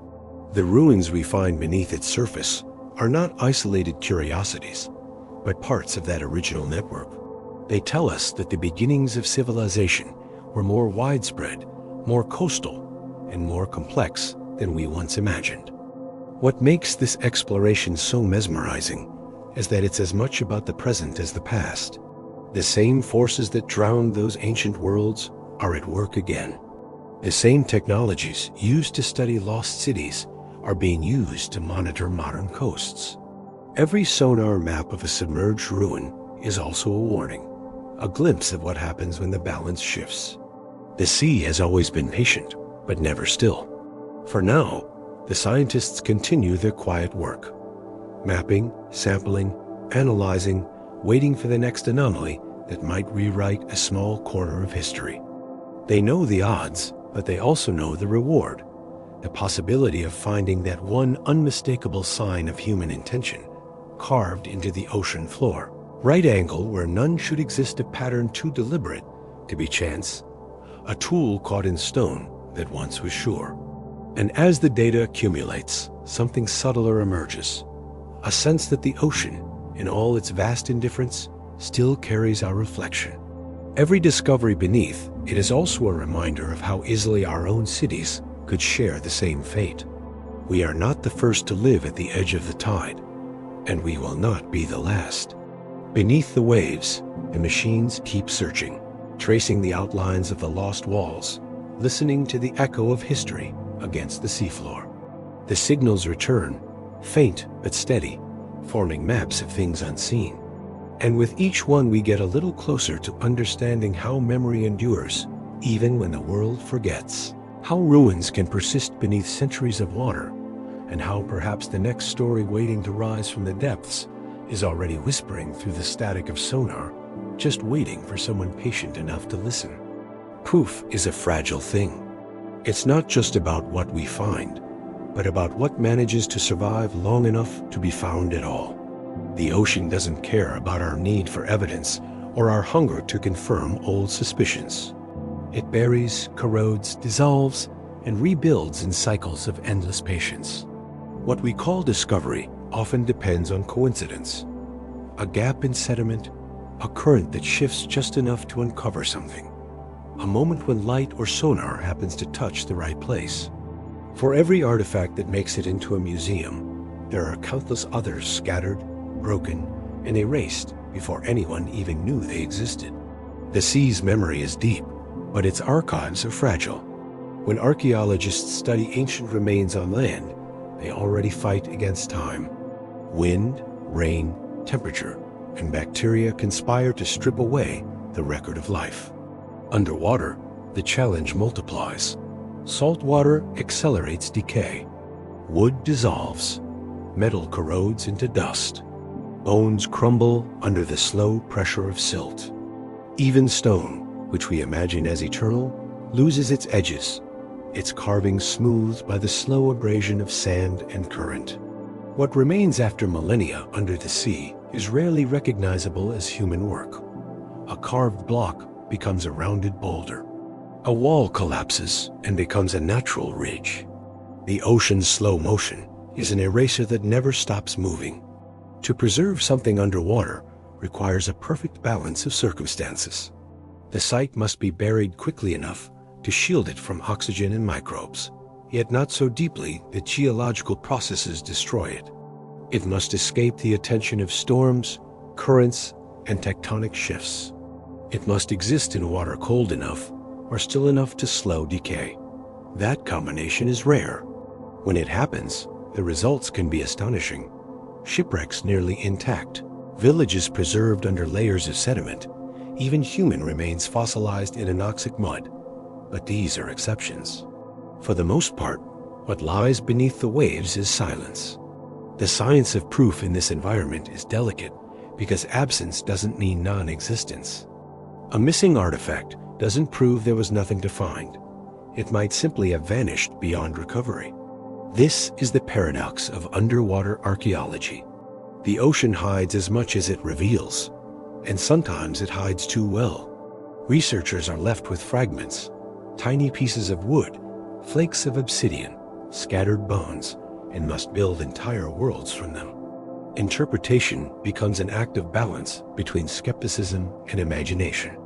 One step too far in either direction, and the story collapses. Take, for instance, the ongoing debates about early coastal settlements. When sonar images reveal patterns that look geometric, it's tempting to call them ruins.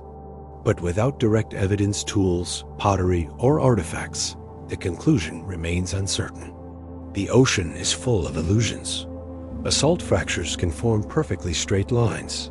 Sand ripples can mimic roads. Coral growth can imitate columns. For proof, scientists need context, multiple signs that point in the same direction. Yet the same forces that might create that context often destroy it. A current that exposes a structure also washes away the artifacts that would have confirmed it. Proof becomes not only rare, but self-erasing. The problem extends beyond the ocean floor itself. Even the act of searching can disturb the very thing being studied. A remotely operated vehicle, with its thrusters and lights, stirs up clouds of silt that can take hours to settle. A diver's fin can scatter delicate deposits that took millennia to form. The first glimpse of a site can also be its last, because once exposed, it begins to decay faster. Archaeologists know this well. They document obsessively, because the moment of discovery often marks the beginning of a loss. In underwater research, proof is an event measured in seconds. That fragility shapes the entire field. Many underwater sites are studied not directly, but through images, sonar maps, and sediment samples.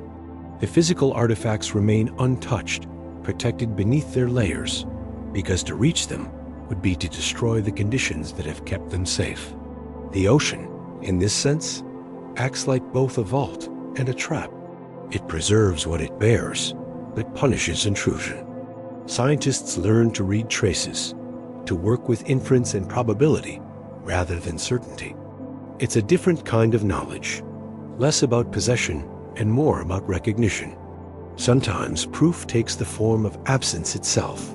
When sediment cores show a sudden transition from freshwater to saltwater species, it proves that the sea invaded what was once land. When pollen disappears from a layer, it tells of a forest drowned. When isotopic ratios shift, it records a flood no human ever witnessed. The ocean leaves signatures in chemistry, even when it leaves no artifacts. These are forms of proof, too less tangible, but no less real. They remind us that history can be written in atoms as well as in stone. There's also the human side of fragility. Interpretation is not immune to bias. The desire to find something extraordinary can lead even careful scientists to overstate what the evidence shows. The history of underwater exploration is full of hopeful mistakes. Natural formations hailed as lost cities, coincidental alignments declared intentional. Each claim invites scrutiny. Each discovery demands replication, and the process takes years. In the end, most sensational finds fade quietly into the background of geology, while a few more modest ones stand the test of rigorous study. Real proof like the structures at Pavlopetri or Atlantis doesn't need grandeur. It only needs consistency, but that consistency takes time. Layers of analysis follow each other like tides. A site is mapped, then sampled, then dated, then modeled. Each step narrows the possibilities. Each brings its own uncertainties. Radiocarbon dating, for instance, depends on organic material surviving long enough to measure. In salt water, that's rare. Stone tools can't be dated directly. Scientists rely on the context around them, the sediment, the shell fragments, the mineral deposits that form afterward. Each of those can shift over time, introducing doubt. Proof in this world is not a single piece of evidence, but a network of probabilities woven together carefully enough to hold. Even when proof survives, it doesn't always tell a clear story. A wall can mean many things. It might be a foundation, a boundary, or a natural formation mistaken for both. A scatter of tools might indicate habitation, or simply a place where objects were lost. The human urge to find pattern in chaos can mislead as easily as it guides. That's why the most experienced underwater archaeologists speak not of discovering civilizations, but of investigating possibilities. Their language is cautious, respectful of the ocean's ability to deceive. The fragility of proof also reflects the fragility of memory itself. Just as physical traces fade, so do the stories that accompany them. Oral traditions preserve much, but they too evolve. A flood becomes a divine act. A vanished land becomes a kingdom. And over centuries, the details that might have once been evidence blur into symbolism. When myth and geology meet, the overlap is tantalizing but uncertain. Science can confirm that floods happened, but it cannot prove that a specific story describes one of them.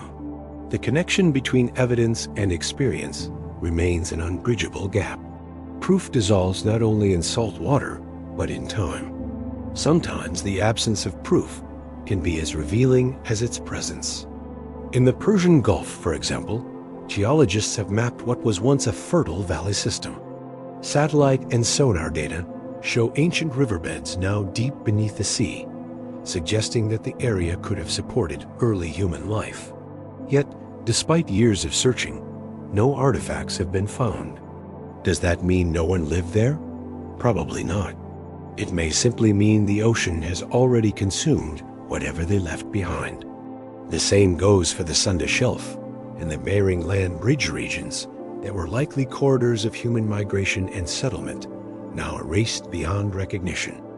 Their emptiness today is a reminder of how quickly time outpaces our ability to hold on.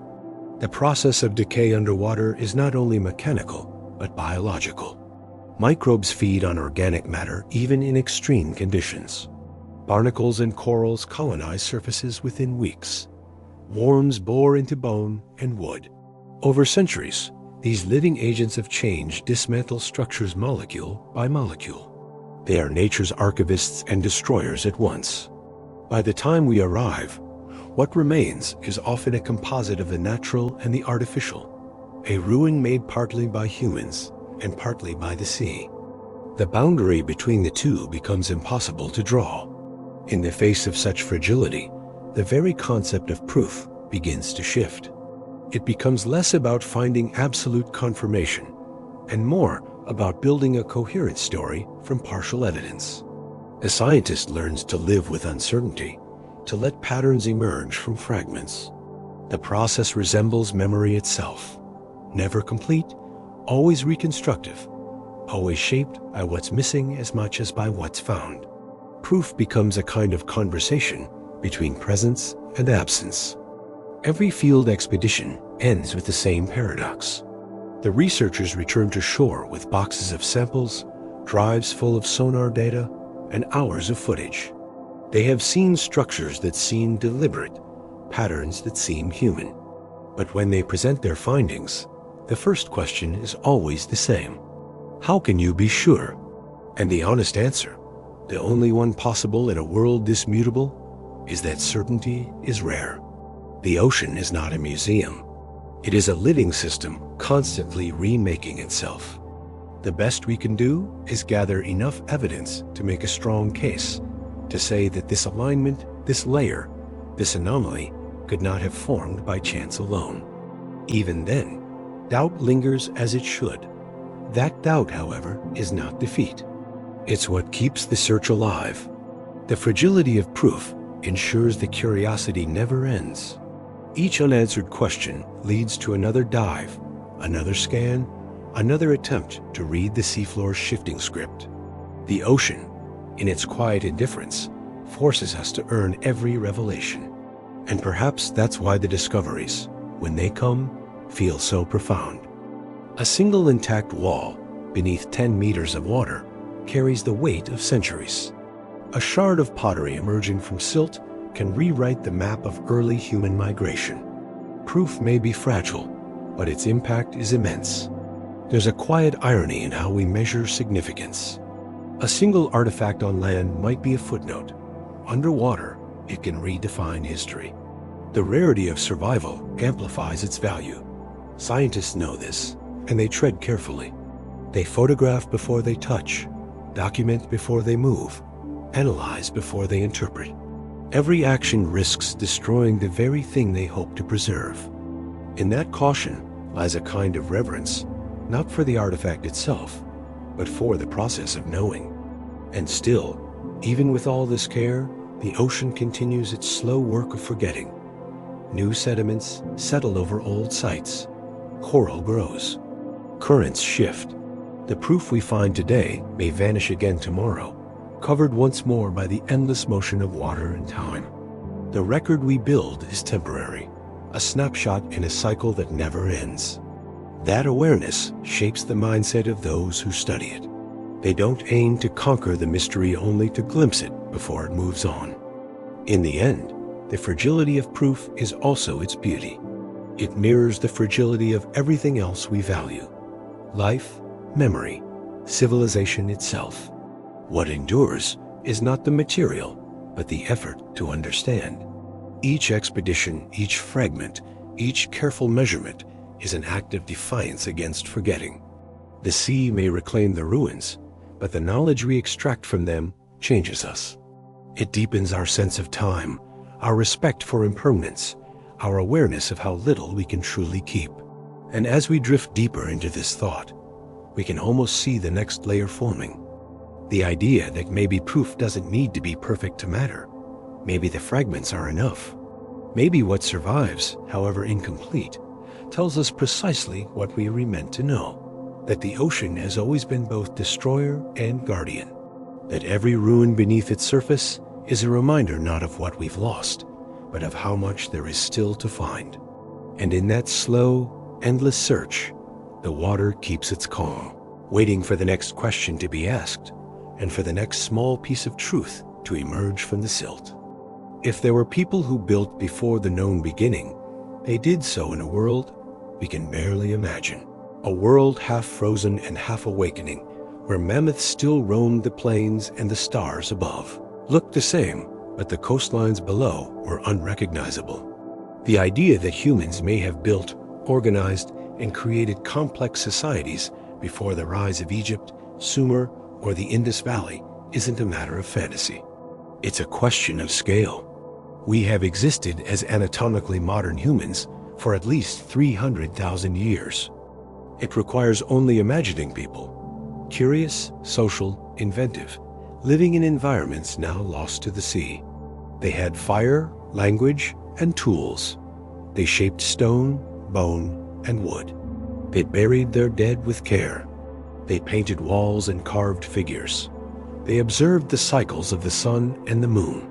These are not signs of ignorance. They are signs of continuity. Civilization did not begin with invention.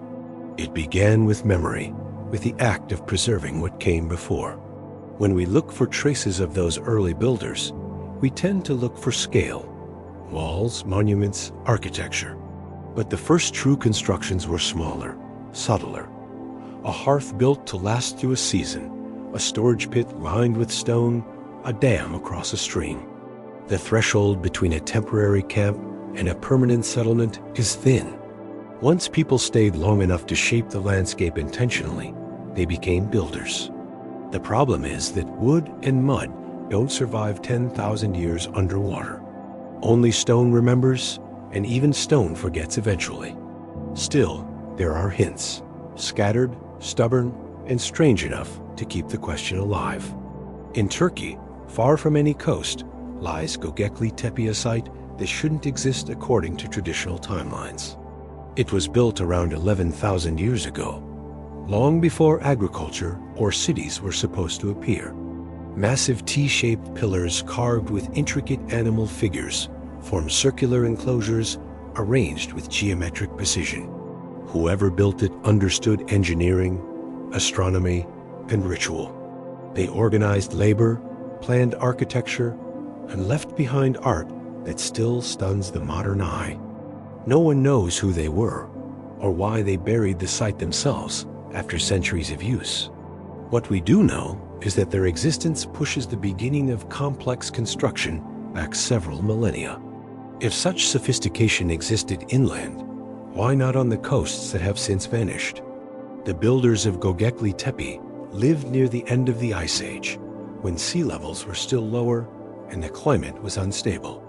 If groups like them thrived along the rich temperate coastlines of that era, the evidence of their settlements now lies underwater. Those areas would have offered abundant food, fish, shellfish, fertile plains, and rivers flowing to the sea. The transition from foraging to farming may have happened there, first on the now submerged shelves of the world. The first domesticated grains might have grown near ancient estuaries. The first temples built within sight of a shoreline that no longer exists. When the waters rose, they took not only land, but perhaps the first pages of civilization's story. The idea that humans built before the known dawn of history has always been controversial, partly because it challenges our comfort with progress as a straight line. We like to believe that development moved step by step from stone tools to cities, from ignorance to knowledge. But geology tells a different story, one of cycles, interruptions, and losses. The Earth resets itself regularly. Climate changes, continents shift, and coastlines drown. Civilizations could have risen and fallen many times without leaving a trace we can still read. To imagine a forgotten chapter isn't to invent fantasy. It's to recognize how incomplete the surviving record truly is. Consider what we know of early human capability. By 50,000 years ago, our ancestors were already making composite tools, sewing clothing, and creating art. They built boats capable of crossing significant distances. Reaching Australia, for example, required navigating open sea. They traded obsidian and shells across hundreds of km. These are not the actions of simple nomads. They show planning, cooperation, and an understanding of geography. It's not difficult to imagine that somewhere in a favorable climate, such groups settled long enough to experiment with permanent structures. Perhaps they learned to shape stone into dwellings. Perhaps they organized rituals, built gathering spaces, and began forming the social hierarchies that defined civilization. Most of the places where this could have happened are now drowned. The continental shelves, the zones that were exposed during the last ice age, account for some of the most habitable regions on Earth. Gentle slopes, fresh water, mild temperatures, abundant resources. If any early complex societies existed, this is where they would have thrived. The challenge is that the ocean covers the remains beneath hundreds of meters of water and thousands of years of sediment. What we can access represents only a fraction of what once existed. Archaeologists have found tantalizing evidence along these margins. Off the coast of India, submerged structures in the Gulf of Kumari suggest deliberate construction dating back to around 9,000 years ago. Near the coast of Japan, the Yonaguni monument, whether natural or human-made, indicates at least an awareness of the sea's encroachment. In the Mediterranean, Pavlopetri and Atlit demonstrate that coastal settlements capable of architecture existed earlier than we once thought possible. Each discovery shifts the boundary of what's plausible a little further back. The question isn't whether humans could have built before recorded history. They clearly could. It's whether they did so in ways complex enough to count as civilization. That word carries assumptions: cities, writing, governance, agriculture, religion. But perhaps we should think in different terms. A civilization doesn't have to mean empire. It can mean continuity, shared identity, collective effort. A community that gathered to build, to worship, to trade, and to tell stories about its origins was already laying the foundation for everything that followed. The first builders may have been more communal than monumental, more practical than grand. If we accept that possibility, then the lack of monumental ruins underwater makes sense. These early societies may have left traces too subtle for us to recognize. Terraces cut into rock, small shrines, harbors, or irrigation systems now obscured by coral. Their architecture might have been perishable. Wood frameworks, thatch, mud, and bone. The sea erases such materials completely. What remains are the stone tools and carvings that resist time's pressure. When those are found, far from known sites, they raise questions that standard timelines can't easily answer. The story of the first builders might also be one of migration. As the climate warmed, human populations expanded northward and along coastlines, following game and vegetation. These migrations weren't chaotic wanderings. They were guided by memory and observation. People returned to the same sites season after season, improving shelters, marking routes, leaving signs for others. Over generations, these temporary camps became semi-permanent and eventually permanent. The builders weren't starting from nothing. They were continuing patterns refined over tens of thousands of years. Civilization may not have begun with invention, but with persistence. There's a kind of humility in this realization. It reminds us that progress isn't inevitable or linear. It's fragile, dependent on geography, climate, and chance.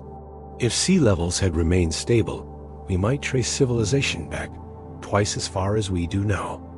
But instead, nature edited the record. Whole epochs of human life were buried under the ocean's rewriting. The earth didn't erase us out of malice. It simply kept moving as it always has. For scientists trying to find proof of those first builders, the difficulty lies in distinguishing human design from natural form. The ocean sculpts with remarkable precision. Erosion, sedimentation, and biological growth can mimic intentional structures. To prove otherwise requires context, artifacts, stratigraphy, datable organic material. Without those, even the most convincing pattern remains uncertain. And yet, every few years, new evidence surfaces that keeps the question open. A hearth preserved under sediment, a worked stone tool found miles offshore, pollen from cultivated plants beneath marine deposits.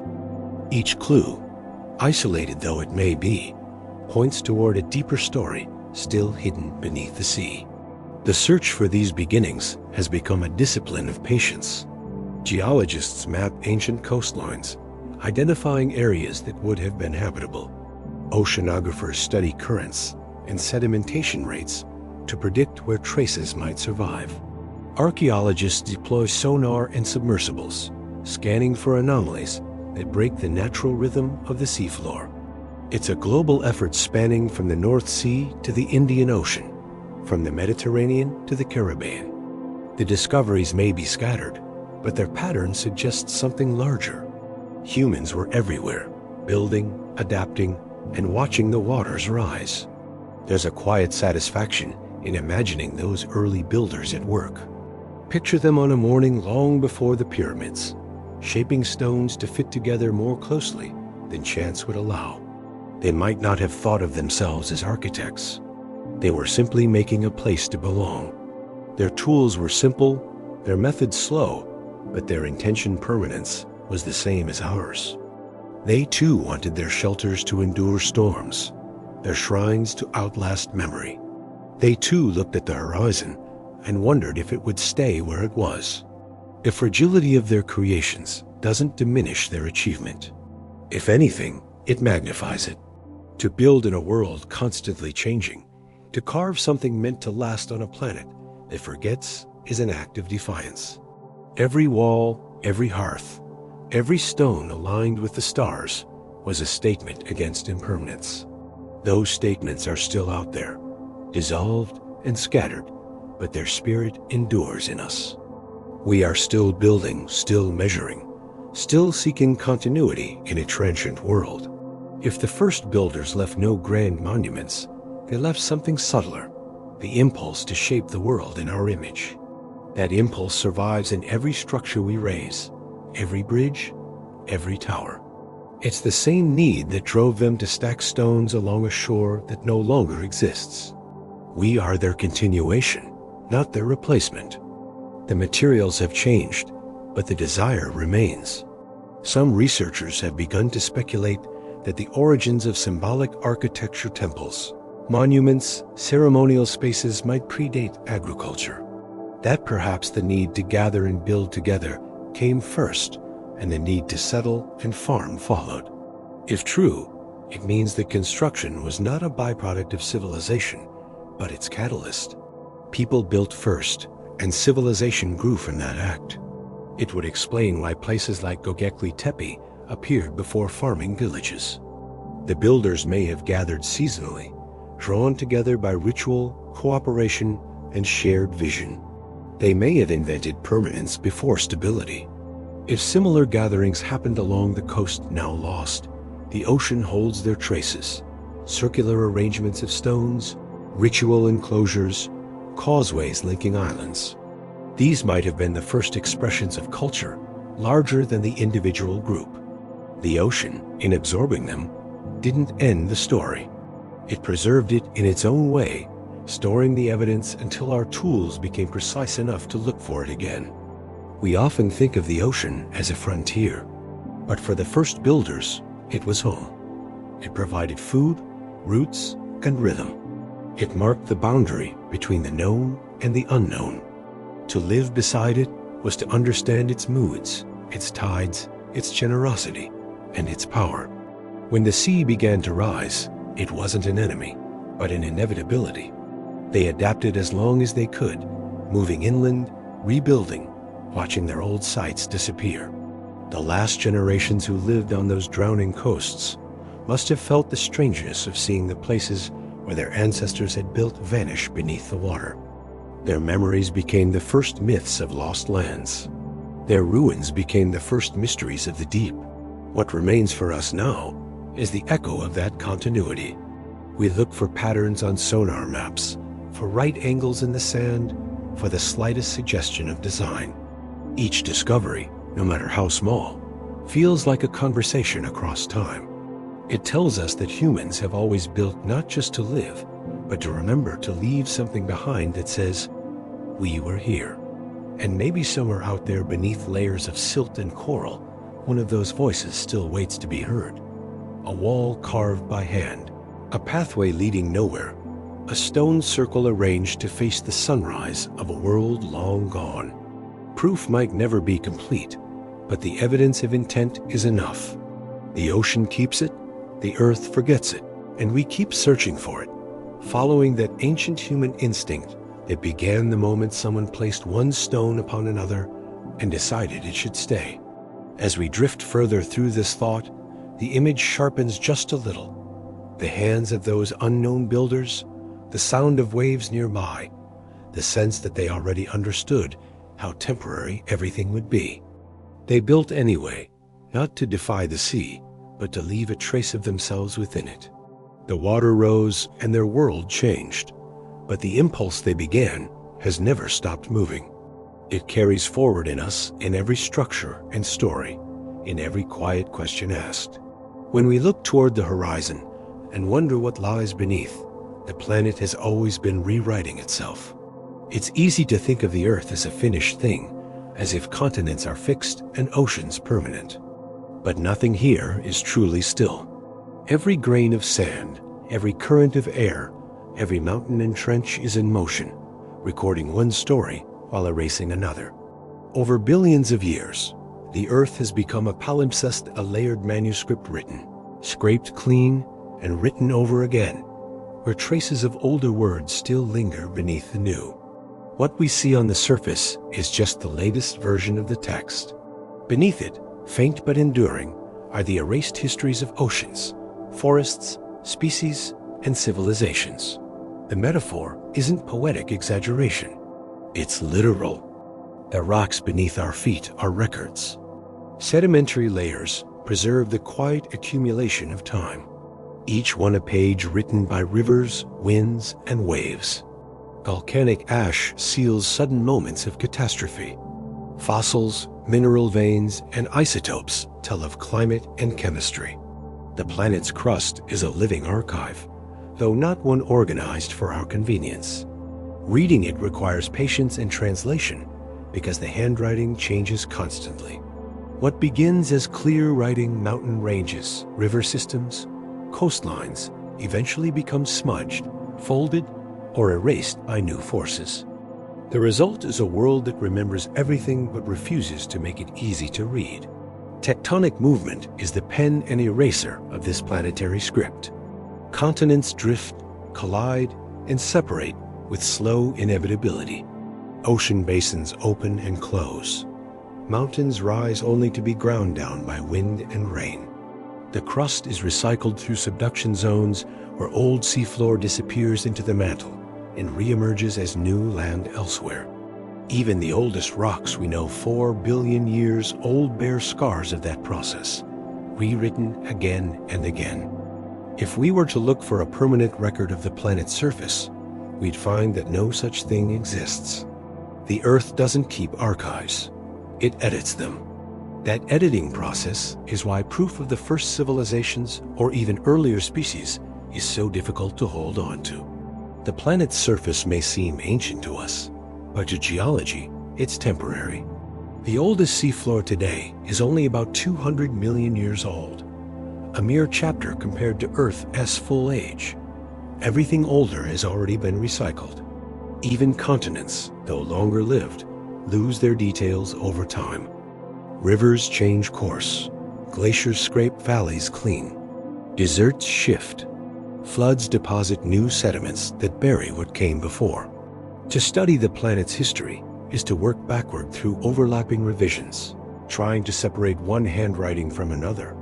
The palimpsest isn't only geological, it's biological too. Life writes its own layers into the planet. Every organism leaves traces, molecules, shells, bones, or chemical changes in the air and soil. Those traces become part of the rock record tiny signatures of existence. The oxygen we breathe was written by ancient cyanobacteria billions of years ago, long before plants.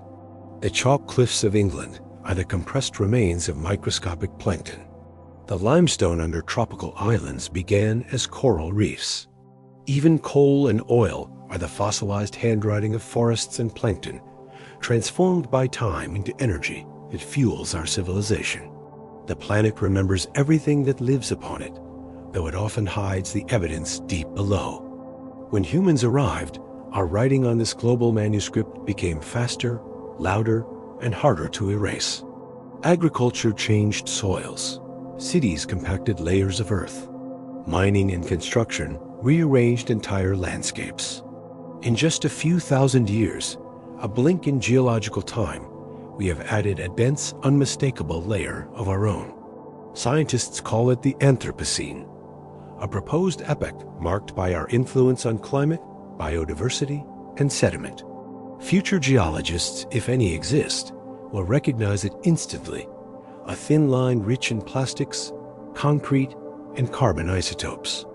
It's our signature in the palimpsest, our addition to a text that began long before we appeared. But before we began to write our own layer, countless others were already there. The drowned coastlines of the Ice Age, the vanished valleys of Doggerland, the sunken plains of the Sunda Shelf, All are part of the most recent chapter. Beneath them lie older stories carved by rivers that no longer flow, shaped by species that no longer exist. If we could peel back each layer in sequence, we'd see the Earth transforming through stages of fire, ice, and flood. Cities would fade into forests, forests into deserts, and deserts into seas. Each cycle would reveal another civilization, not always human, but always alive. To call the planet a palimpsest is also to admit that much of what it writes is illegible to us. We can measure isotopes, scan subsurface structures, and date minerals, but we can never reconstruct everything. Too much has been rewritten. The crust that once held the first oceans is gone. The seabeds that recorded the rise of the earliest life have been consumed by the mantle. Even the fossils we recover represent only a tiny fraction of all that ever lived. The planet keeps its secrets by design through motion. For underwater archaeologists and geologists alike, this presents both a challenge and a comfort. The challenge is obvious. How can we find what has been erased? The comfort lies in understanding that nothing is ever truly lost. Every atom of the past remains somewhere, transformed but still present. The carbon in ancient forests circulates through our atmosphere. The calcium from shells becomes limestone, then marble, then dust. Even the traces of lost civilizations, whether built or imagined, contribute to the chemistry of the modern ocean. The sea is the great blender of time, turning ruins into nutrients, stories into sediment. Sometimes the planet's revisions overlap in ways that confuse even the most careful readers. A mountain ridge might contain rocks that once formed on the seafloor. A desert might hide beneath it the remains of a lush tropical swamp. The Sahara, for example, has alternated between arid dunes and green savanna many times. Beneath its sands lie fossilized river channels and ancient lake beds. Satellite imaging reveals the outlines of vanished deltas, showing that the desert we see now was once a cradle of life. When climates shift again, it may be so once more. The palimpsest continues to write. The oceans, too, have changed shape countless times. The Atlantic is a relatively young sea born when Pangaea split apart.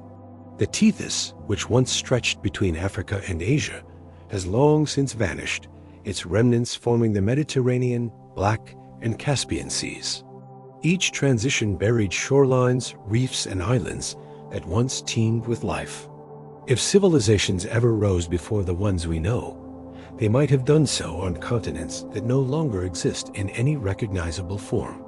Their foundations could now lie kilometers beneath new crust. Their materials melted and remade into something else entirely. The Earth doesn't merely bury its past, it recycles it. And yet some traces persist stubbornly.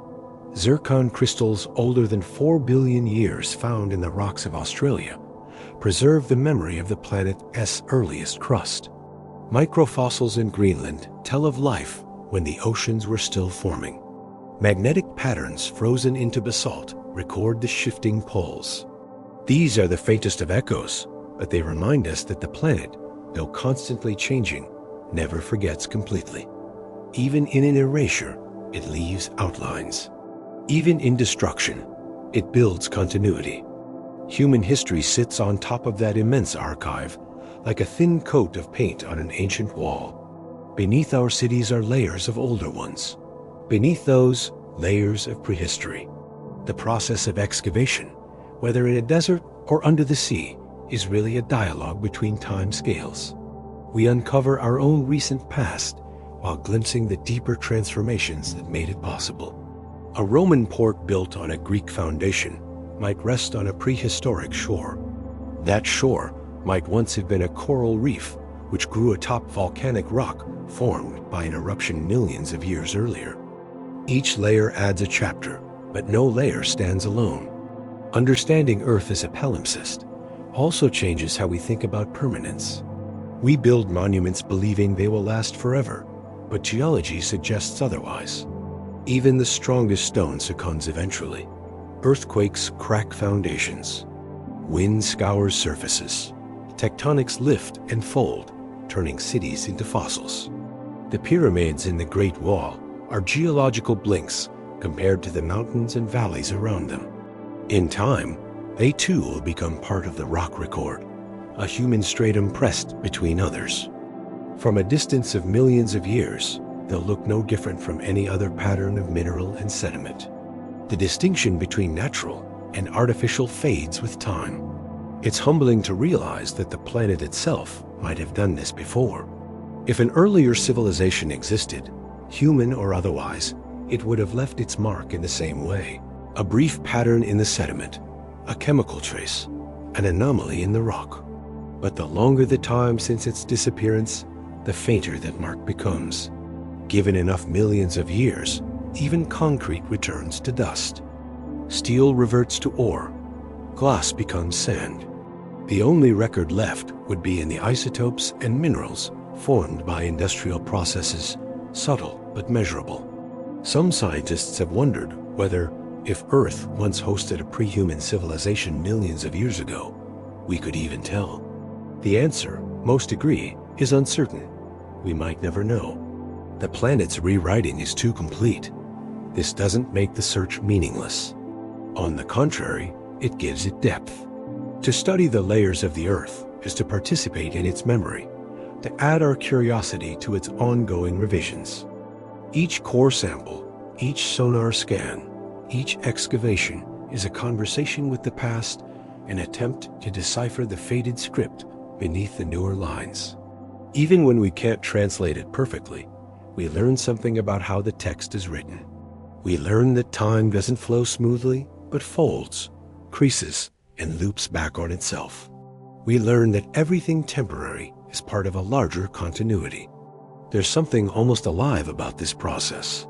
The Earth behaves less like a machine and more like an organism, growing, healing, forgetting, and adapting.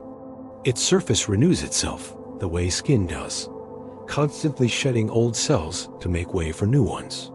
The scars of impact craters fade, the marks of rivers shift, and the continents drift like slow muscles. To live on this planet is to live on something that is always in the act of becoming. The past isn't behind us, it's beneath us, layered invisibly under our feet. In that sense, the ocean is the most revealing layer of all. It's both the newest and the oldest part of the planet's surface. Its floor is young, yet its waters have cycled through the same basins for billions of years. Each drop of seawater has carried the dust of mountains, the ashes of volcanoes, the minerals of bones. When we search for ruins beneath the sea, we're not just looking for architecture. We're reading the latest revision of the Earth's story. Each submerged site, whether natural or human-made, is a phrase in that long text written in the alphabet of currents and sediment. To view the planet this way, layered, dynamic, self-editing, is to understand that loss is part of its nature. The ruins we can no longer find are not missing. They've been rewritten. Their materials are still here, transformed into new landscapes, new ecosystems, perhaps even new civilizations. The same calcium from ancient shells now forms the limestone under our cities. The same silica from prehistoric sands is in our glass. The past is never truly gone. It's simply rearranged. This realization softens the boundary between science and imagination. When we wonder about the first civilizations, we're not just speculating. We're participating in the planet's ongoing act of remembering. Our questions are part of the next layer, etched into the geological record as data, stories, and thought. Future beings might study our remains as we study the fossils of ammonites or the stones of lost temples. They'll see that we too were builders and dreamers, trying to understand the layers beneath us before they became part of us. The Earth as a palimpsest reminds us that knowledge itself is provisional. Every generation rewrites what it knows based on what it discovers. The same is true of the planet. Its landscapes are revisions, not originals. The continents are drafts. The mountains are annotations. The oceans are erasers filled with new text. We live in the margin between what's visible and what's forgotten. And as we drift through that awareness, it becomes easier to imagine how this same planet once looked entirely different. How other coasts, other rivers, other worlds may have existed before ours. The sea that now conceals their ruins is still riding over them, adding its latest sentences of coral, silt, and life. Somewhere beneath those layers, the handwriting of the first builders remains faintly visible, waiting for us to notice the texture beneath the ink.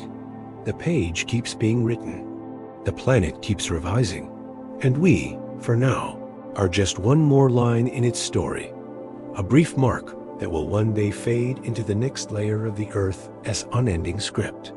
The effort to uncover the planet's erased history depends on a new kind of craftsmanship, tools not made of stone or bronze, but of sound, light, magnetism, and beta. The same human instinct that once drove the first builders to shape stone now drives scientists to reshape understanding. Every instrument they use is in its own way an extension of curiosity. The tools of rediscovery don't merely find, they translate. They turn invisible landscapes into maps, traces into patterns, silence into information. It starts with sound. The ocean is opaque to light, but sound travels through it with remarkable clarity. That simple fact has made sonar the first and most essential tool of underwater exploration. Ships crossing the sea send out pulses that bounce off the seafloor and return as echoes. The time it takes for those echoes to come back reveals depth, while the strength of the signal reveals texture. Modern multi-beam sonar arrays send out hundreds of beams at once, painting wide swaths of seafloor in three-dimensional relief. The data, when processed, becomes a landscape. Ridges, valleys, shelves, and plains rendered in ghostly shades of blue and gray. These maps are astonishing, not only for their precision, but for their reach. Vast portions of the ocean that were once unknown now have contour, shape, and form. Submerged river systems, ancient deltas, and the outlines of lost coastlines appear like photographs developing in slow motion. In the North Sea, sonar surveys have traced the channels of Doggerland's rivers in detail, showing where humans once fished and hunted. In Southeast Asia, the submerged valleys of the Sunda Shelf have been mapped so clearly that researchers can reconstruct the flow of water across the vanished plains. In these images, the landscape of 10,000 years ago comes back into view, not imagined, but measured. But sonar alone can only show shape, not age. To understand when and how those shapes formed, scientists rely on another set of instruments. Sediment corers extract long, narrow samples from the seabed, each a vertical timeline of deposition. The layers inside tell stories of changing environments. Grains of river sand giving way to marine silt, freshwater shells replaced by saltwater species. The transition marks the moment when the sea arrived. Radiocarbon dating of organic material wood fragments, pollen, shells pinpoints the timeline. These cores allow scientists to connect specific geological events to broader patterns of climate change and sea level rise. They are quite literally the stratigraphy of memory. Technology has turned this process into a discipline of extraordinary precision. Cores only a few cm in diameter can record thousands of years of history. Their chemistry can reveal ancient temperatures, oxygen levels, and even the sources of erosion upstream. Computer models then use this data to simulate how coastlines advanced and retreated over time. What was once speculation becomes a dynamic reconstruction, showing the transformation of Earth's surface frame by frame. Sometimes these reconstructions lead to surprising results. In regions like the Persian Gulf, they've shown that the flooding of the ancient basin was slower and more complex than previously thought, leaving pockets of habitable land far longer than expected. In the Black Sea, they've revealed that the influx of Mediterranean water may have been gradual, not catastrophic. These nuances reshape not only geological history, but human history as well. They affect where we look for settlements, how we interpret migration, and how we understand the resilience of early societies. Other instruments extend the search into dimensions we cannot sense directly. Magnetometers detect variations in the Earth's magnetic field caused by differences in rock type or the presence of buried materials. A pattern of anomalies on the seafloor might indicate walls, foundations, or roads. Ground-penetrating radar, used in shallow water or along coastal plains, sends electromagnetic waves below the surface, mapping hidden structures without excavation. Together, these technologies allow researchers to see through layers of sediment as if turning translucent pages in the planet's book. In shallower coastal areas where sunlight still penetrates, LiDAR has become an invaluable tool. Short for light detection and ranging, it uses lasers mounted on aircraft or drones to measure precise distances to the surface below. When applied to clear water, LiDAR can reveal the contours of submerged terrain, even distinguishing stone walls or causeways beneath sand. Archaeologists have used it to find shipwrecks, harbor remains, and ancient roads lost to the tide. In one case, surveys along the Florida coast revealed complex networks of prehistoric canals, built by indigenous peoples to manage water flow and trade. What the eye can't see, the laser can. But the greatest transformation in recent years has come from data itself. Every sonar scan, every sediment core, every image captured by remotely operated vehicles contributes to vast digital archives. These archives are layered much like the sediments they describe. Artificial intelligence now helps analyze them, spotting patterns too subtle or complex for human eyes to detect. Algorithms trained on known archaeological sites can identify similar formations elsewhere, guiding future expeditions. The ocean's surface becomes a searchable document, its secrets indexed in probability rather than myth. Even so, technology alone isn't enough. The ocean's data is noisy. Currents, temperature gradients, and biological life all distort readings. What looks like a wall might be a coral ridge. What looks like a road could be an artifact of resolution. Human intuition remains vital. The same curiosity that guided early explorers now helps interpret the flood of information from machines. Scientists learn to read sonar maps the way geologists read outcrops or linguists read dialects. Each anomaly becomes a word in a larger conversation between technology and interpretation. Among the most important tools in that conversation are remotely operated vehicles, or ROVs, and their autonomous counterparts, AUVs. These robotic explorers are the modern equivalent of diving bells, but far more capable. They move slowly and deliberately, carrying cameras, manipulators, sensors, and sometimes drills controlled from research vessels on the surface. They can hover above a suspected site, taking high-resolution photographs from multiple angles. Some can collect small samples for laboratory analysis, while others can map the terrain in centimeter-scale detail. Their cameras capture light that hasn't touched human eyes in thousands of years, and their sensors measure everything from temperature to magnetic fields. The imagery they return is haunting. Stone walls draped in algae, pottery half buried in sand, coral growing over what might once have been steps or foundations. Sometimes the scene is ambiguous, straddling the line between natural and human-made. Other times it's unmistakably deliberate. A circle of stones, a carved surface, a straight edge aligned to a forgotten horizon. These images bring a stillness that words can't quite convey, a sense that time underwater behaves differently, stretching and slowing until millennia feel like a single moment. When artifacts are recovered, the process of rediscovery continues in laboratories. Each object must be desalinated carefully. Otherwise, salt crystals form inside and destroy it. Some artifacts are stabilized in chemical baths, others kept permanently in controlled humidity. What seems like a small find, a piece of wood, a bone, a tool, can take months to preserve. Specialists analyze isotopes, trace elements, and wear patterns, extracting information invisible to the naked eye. A single object can reveal trade routes, diets, technologies, even cultural connections across continents. What's remarkable is how the tools of rediscovery mirror the processes of forgetting they try to undo. The same way the ocean layers its sediment, researchers layer their data. Each passive sonar adds a new coating of information. Each dive revisits the same place from a slightly different angle. Knowledge builds like coral slowly through accumulation.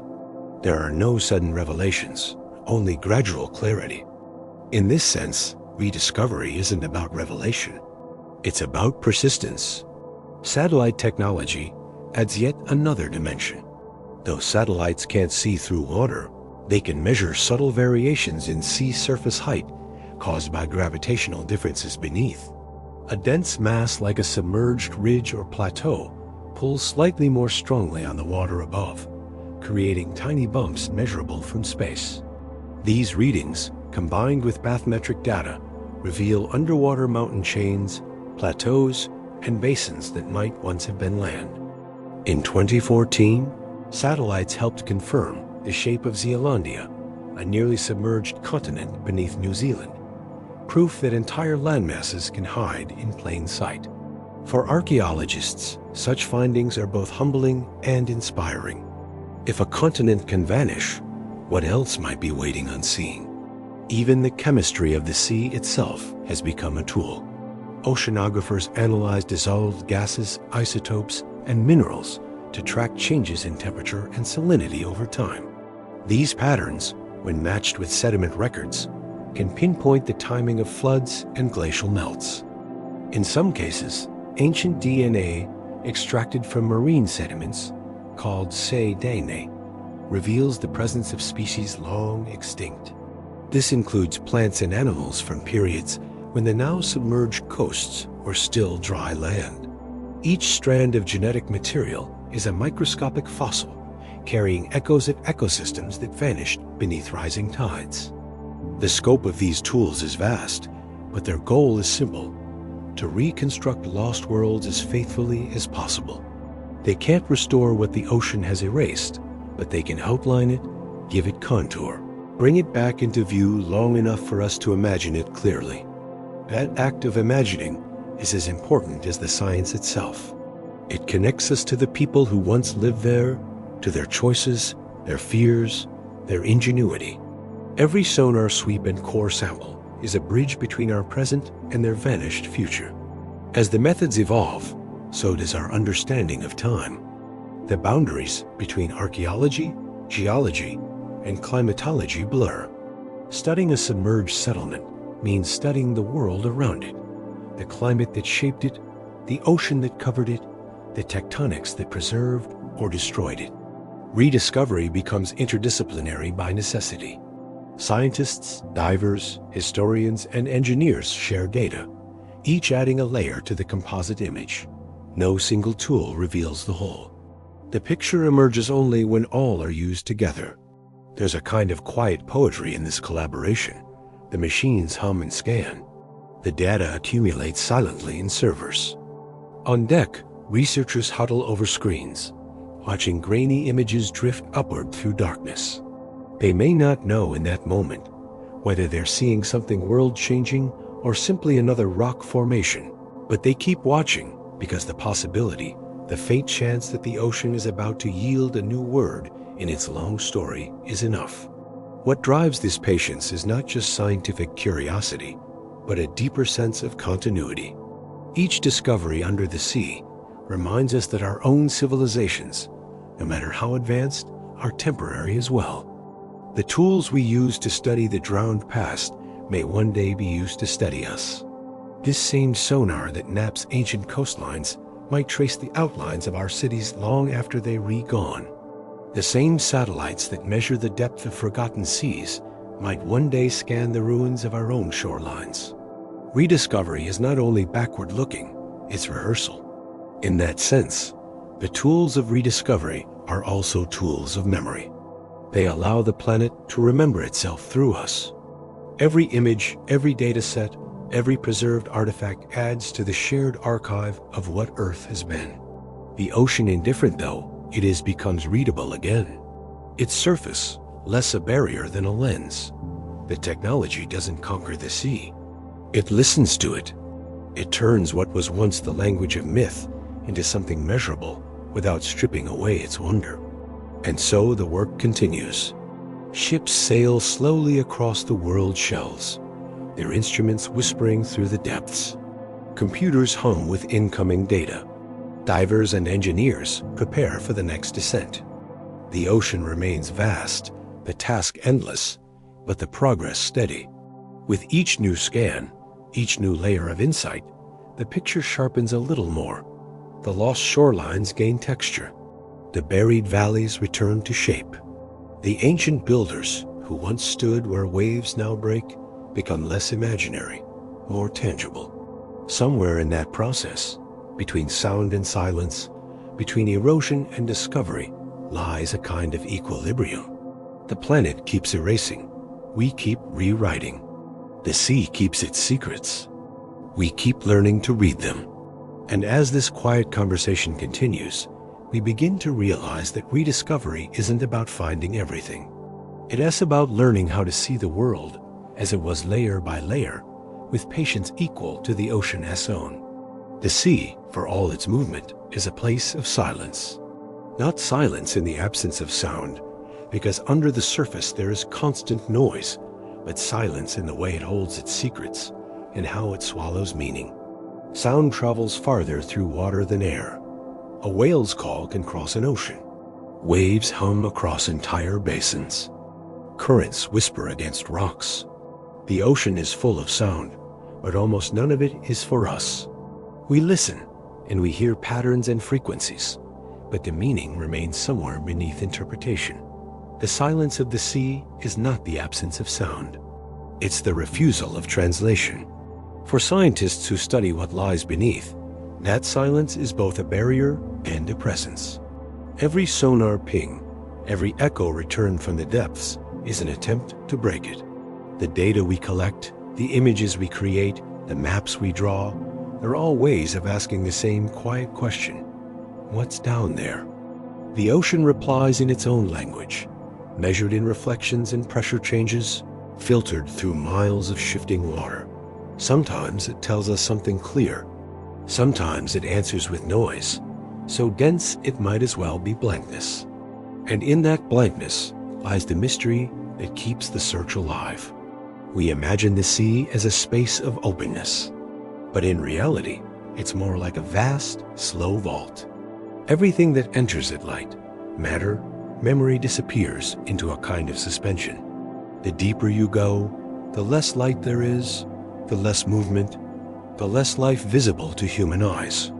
Below a few hundred meters, the colors fade until only blue remains. Below 1,000, even blue is gone.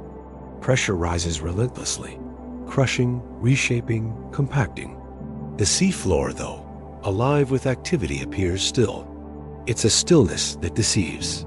Sediment drifts like slow snow, covering what falls, preserving it through exclusion. In that darkness, things don't vanish quickly. They fade over ages, dissolving into chemical equilibrium. The silence is geological as much as it is acoustic. It comes from the pace of processes so slow that they seem like stillness. Rocks forming, shells compacting, water circulating through subterranean cracks. Everything that happens there is quiet by our standards, but it is constant. The ocean doesn't forget. It just takes longer to speak. The scientists who spend their lives listening to it describe an odd paradox. They can measure almost everything: temperature, salinity, current speed, chemical composition. Yet they often feel they know nothing. The more data they gather, the more complex the picture becomes. The ocean refuses to be reduced. Its silence is not emptiness. It's depth in the purest sense. Information layered so densely that it becomes unreadable. For archaeologists, that silence is particularly heavy. They search for signs of life in an environment that seems designed to erase them. Every sonar return could mean something or nothing. Every artifact recovered might be an accident of geology. Even when they find what appears to be clear evidence, walls, tools, carvings, the context that gives those objects meaning has usually been stripped away. The ocean keeps the object, but removes the story. A broken pot or a carved stone beneath 30 meters of water can tell us that humans were once there, but it can't tell us why or how. The silence between those facts is immense, and yet that silence holds value. It's a reminder that not everything must be known to matter. The sea's indifference to our curiosity gives it a kind of integrity. It doesn't participate in our need for closure. It carries the remains of extinct species, lost civilizations, and forgotten coastlines with the same quiet impartiality. For every structure we identify, there are thousands more buried beyond reach. For every object preserved, countless others have dissolved into the chemistry of the water. That erasure is not malicious. It's simply what the sea does. It resets, absorbs, balances. Sometimes, in rare conditions, it does the opposite. It preserves perfectly. In the anoxic depths of certain basins where no oxygen penetrates, wood, textiles, and even organic matter can survive for millennia. In the Baltic, ships from centuries ago remain upright, their masts intact, their ropes still coiled on deck. In the Black Sea, where the bottom waters contain hydrogen sulfide instead of oxygen, entire settlements may lie sealed in time. There, the silence is absolute, a stillness so complete that decay itself slows to a stop. These pockets of preservation remind us that the sea's silence isn't only destructive. It's protective too. It can erase or it can cradle, depending on the balance of conditions. The silence of the sea also extends to what it does to human perception. When divers descend, sound changes. It travels faster and differently through water, making it impossible to tell direction. Above a certain depth, the sense of time starts to stretch. Breathing becomes measured, deliberate. Movements slow down. The world narrows to what the light touches. In those moments, the ocean feels infinite, not because of its size, but because of its indifference. It doesn't react. It doesn't echo back. You're surrounded by something that existed long before you and will exist long after. Every small sound you're breathing, your bubbles, the hum of distant machinery, becomes immense against that backdrop. For those who explore it regularly, the experience changes their sense of history. On land, we're used to thinking in visible layers. Ruins built over ruins, traces of people left behind. Underwater, time collapses. Everything is simultaneous. You can swim over a modern shipwreck, and then a few meters away, touch the stone of a structure thousands of years older. The sea doesn't arrange history in sequence. It mixes it. That mixture is part of its silence. It refuses to separate the ancient from the recent, the natural from the human. There's also a silence of scale. The ocean is vast beyond comprehension. Even with satellites and sonar, we've mapped only a fraction of its floor in detail. The rest remains blank on our charts, marked simply as depth and darkness. The unknown isn't just theoretical, it's physical. Most of the seafloor is still unseen, unexplored, unmeasured. Somewhere in that immensity may lie evidence that could rewrite history. Somewhere else, there is nothing at all but rock and silt. The ratio of what we know to what we don't is staggering. Every new survey, every expedition chips away at that blankness, but only slightly. The more we map, the more we realize how much remains unmapped. The silence doesn't shrink. It deepens. The ocean's refusal to reveal everything at once makes discovery meaningful. Each new find, a submerged village, a lost river channel, a fossilized reef, is a small interruption in the quiet. But the quiet always returns. The silence also has a moral weight. It's a reminder of scale, of proportion, of humility. When we talk about lost civilizations or vanished coastlines, we often imagine ourselves as detectives piecing together a mystery. But the truth is, we are the briefest of guests in a story far older than us. The sea's silence reminds us that the planet's memory extends beyond human memory. We are not its first observers, and we will not be its last. The ocean's patience dwarfs ours. In that sense, the silence is comforting. It means the Earth continues regardless of what we know. The drowned plains and buried valleys still exist in their own way, transformed but not gone. The minerals from ancient buildings dissolve and reassemble in coral reefs.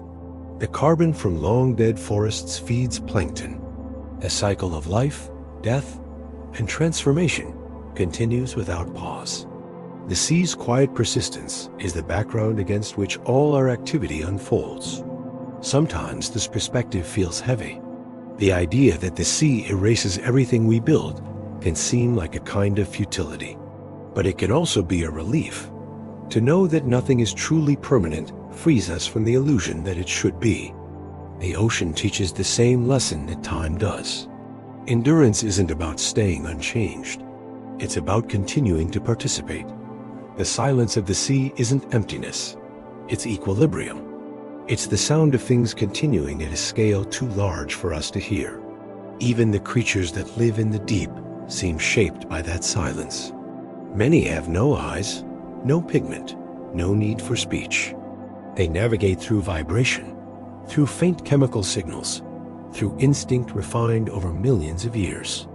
To them, the absence of light and noise isn't alien. It's normal. The silence is filled with meaning we can't perceive. That too is a kind of message. Not everything that exists was meant to be understood by us. When we listen to the ocean with our instruments, we sometimes catch strange sounds, low-frequency hums, clicks, and pulses that don't match any known source. Some are geological, caused by ice breaking or underwater landslides. Others remain unexplained. The bloop recorded in 1997 by the U.S. National Oceanic and Atmospheric Administration was one of these. For years, it puzzled scientists. It was powerful, low, and echoed across vast distances. Eventually, it was traced to ice fracturing in Antarctica. But for a time, it felt like the ocean had spoken in a voice no one could recognize. It reminded us how small we are inside its volume of sound. That kind of mystery still happens. Every expedition picks up signals no one expected. Bursts of noise, sudden silences, shifts in background patterns. Each one adds to the texture of the ocean's soundscape.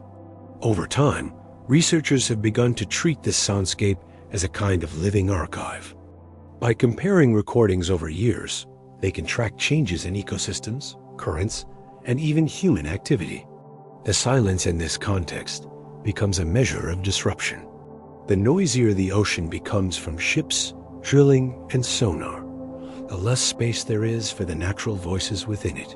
The true silence is disappearing, replaced by a mechanical hum. Even that is a sign of our presence written into the ocean's acoustics. There's a quiet irony here. The more we listen, the more we realize how much sound there actually is and how little of it belongs to us. The ocean silence isn't real silence. It's scale. Its sounds are simply too vast, too deep, or too constant for us to perceive them as anything but stillness. When we finally hear them, when our instruments tune finely enough, they become part of a larger pattern, one that connects the living and the non-living, the past and the present. Sometimes when deep-sea explorers describe their work, they speak of it almost as a form of meditation. The long hours of drift, the faint illumination, the constant hum of machinery, the distance from the surface, it all creates a sense of detachment from ordinary life. In that detachment, perspective changes.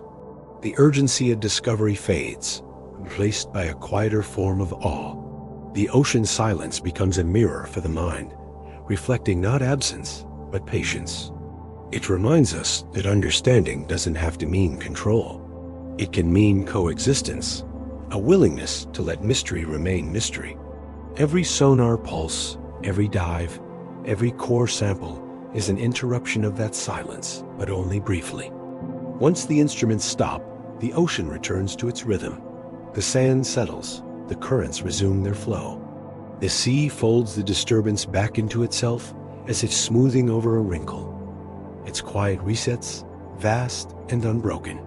The silence is always waiting patient, immense, older than any civilization, indifferent to what we ask of it.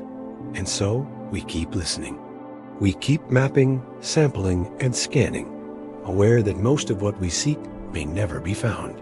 The silence of the sea is not a problem to solve. It's a condition to understand. It's the medium through which memory travels.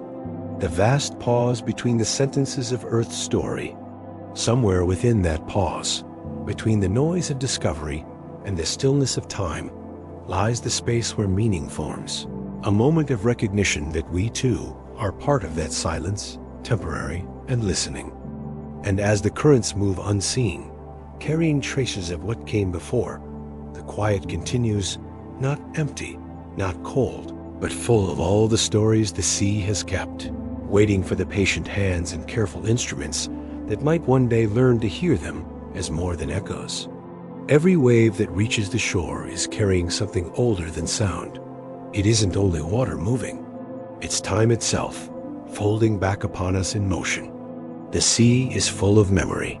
Every drop holds fragments of stone, traces of life, and the faint chemistry of things that once stood where the waves now fall. When we stand by the ocean and listen, even without realizing it, we rehearing the resonance of a planet that has been speaking in slow rhythms for billions of years. The echo that reaches us isn't metaphorical. It's physical, measurable, and constant. It's the continuation of everything that has ever moved within the sea. That echo connects us to worlds long gone, the lands that once existed beneath these waves, the civilizations that might have built upon them, the forests that covered them, the rivers that cut through them. They haven't disappeared entirely. They've been reabsorbed into the Earth's cycles. The carbon from their wood is now in the air we breathe. The minerals from their stones have dissolved into the oceans that lap at our feet. The same water that eroded their coastlines is the water that sustains us. We live surrounded by the afterimage of what came before. When we talk about the past, we often imagine it as something distant, but the evidence of it never travels far. Every current that moves across the sea carries suspended dust, microscopic shells, fragments of plankton, and traces of metals released from ancient rock. Those materials drift, settle, and rise again through the food web, cycling endlessly. Some of them have been in motion for longer than any civilization has existed. The fish that swim near the surface today might carry within them molecules from the plants that grew on Atlantis 1,000 years ago. The air above the Pacific contains water vapor that once rained on continents now vanished. Time disperses, but it doesn't disappear. It circulates. The echo that reaches us takes many forms. Some are obvious: archaeological discoveries, sonar images, sediment cores. Others are more elusive: patterns in mythology, similarities in symbols and stories, echoes of cultural memory that survive displacement. The floods and drownings described in ancient tales may not be literal accounts, but they preserve an emotional truth, the memory of loss, of change, of landscapes swallowed by the sea. Those memories carried forward through generations, disguised as stories, are echoes too. They are the way the past continues to speak, even when the evidence has been erased. The scientific echoes are quieter, but no less profound. They live in isotope ratios, in oxygen levels trapped in microscopic bubbles, in the layering of marine sediments. Instruments read them with precision, beyond human perception. But what they describe is still a story. The rise and fall of ice, the expansion of oceans, the migration of shorelines. When scientists say the sea level rose by 120 meters since the last glacial maximum, they're reciting an epic written in molecules. The ocean is its own historian, writing not in language, but in chemistry. We tend to separate the material and the emotional, but the truth is they're parts of the same echo. The data tells us what happened, The stories tell us what it felt like. The rise of the oceans after the Ice Age wasn't a single event. It was a process that lasted thousands of years, and it touched every coastal community on Earth. Each generation must have watched familiar landmarks disappear. Fields turn to marshes, and rivers widen into bays. They adapted, moved inland, and carried their memories with them. The echo of their experience survives in both the geology beneath us and the myths we still tell. Every coastline is a conversation between those two forms of memory, what the Earth remembers and what we do. Modern technology has made it easier to detect those ancient conversations. Instruments listen to the ocean's pulse in ways our ancestors could not. Sonar, LiDAR, magnetometry, subatom profiling, all of it expands our hearing range into the realm of the inaudible. But even as we map more of the seafloor, the echo that reaches us remains faint, filtered by time and distance. The deeper we look, the more we realize that the sea's archive isn't infinite, it's delicate. The smallest shift in current, the smallest disturbance can erase evidence that took millennia to form. The ocean's memory survives only through balance, and still it speaks. Sometimes it does so through coincidence, like the way pollen preserved in deep-sea cores matches plants described in ancient texts, or through chemical signatures that confirm flood patterns once recorded as legend, or through the sudden rediscovery of a site thought lost forever.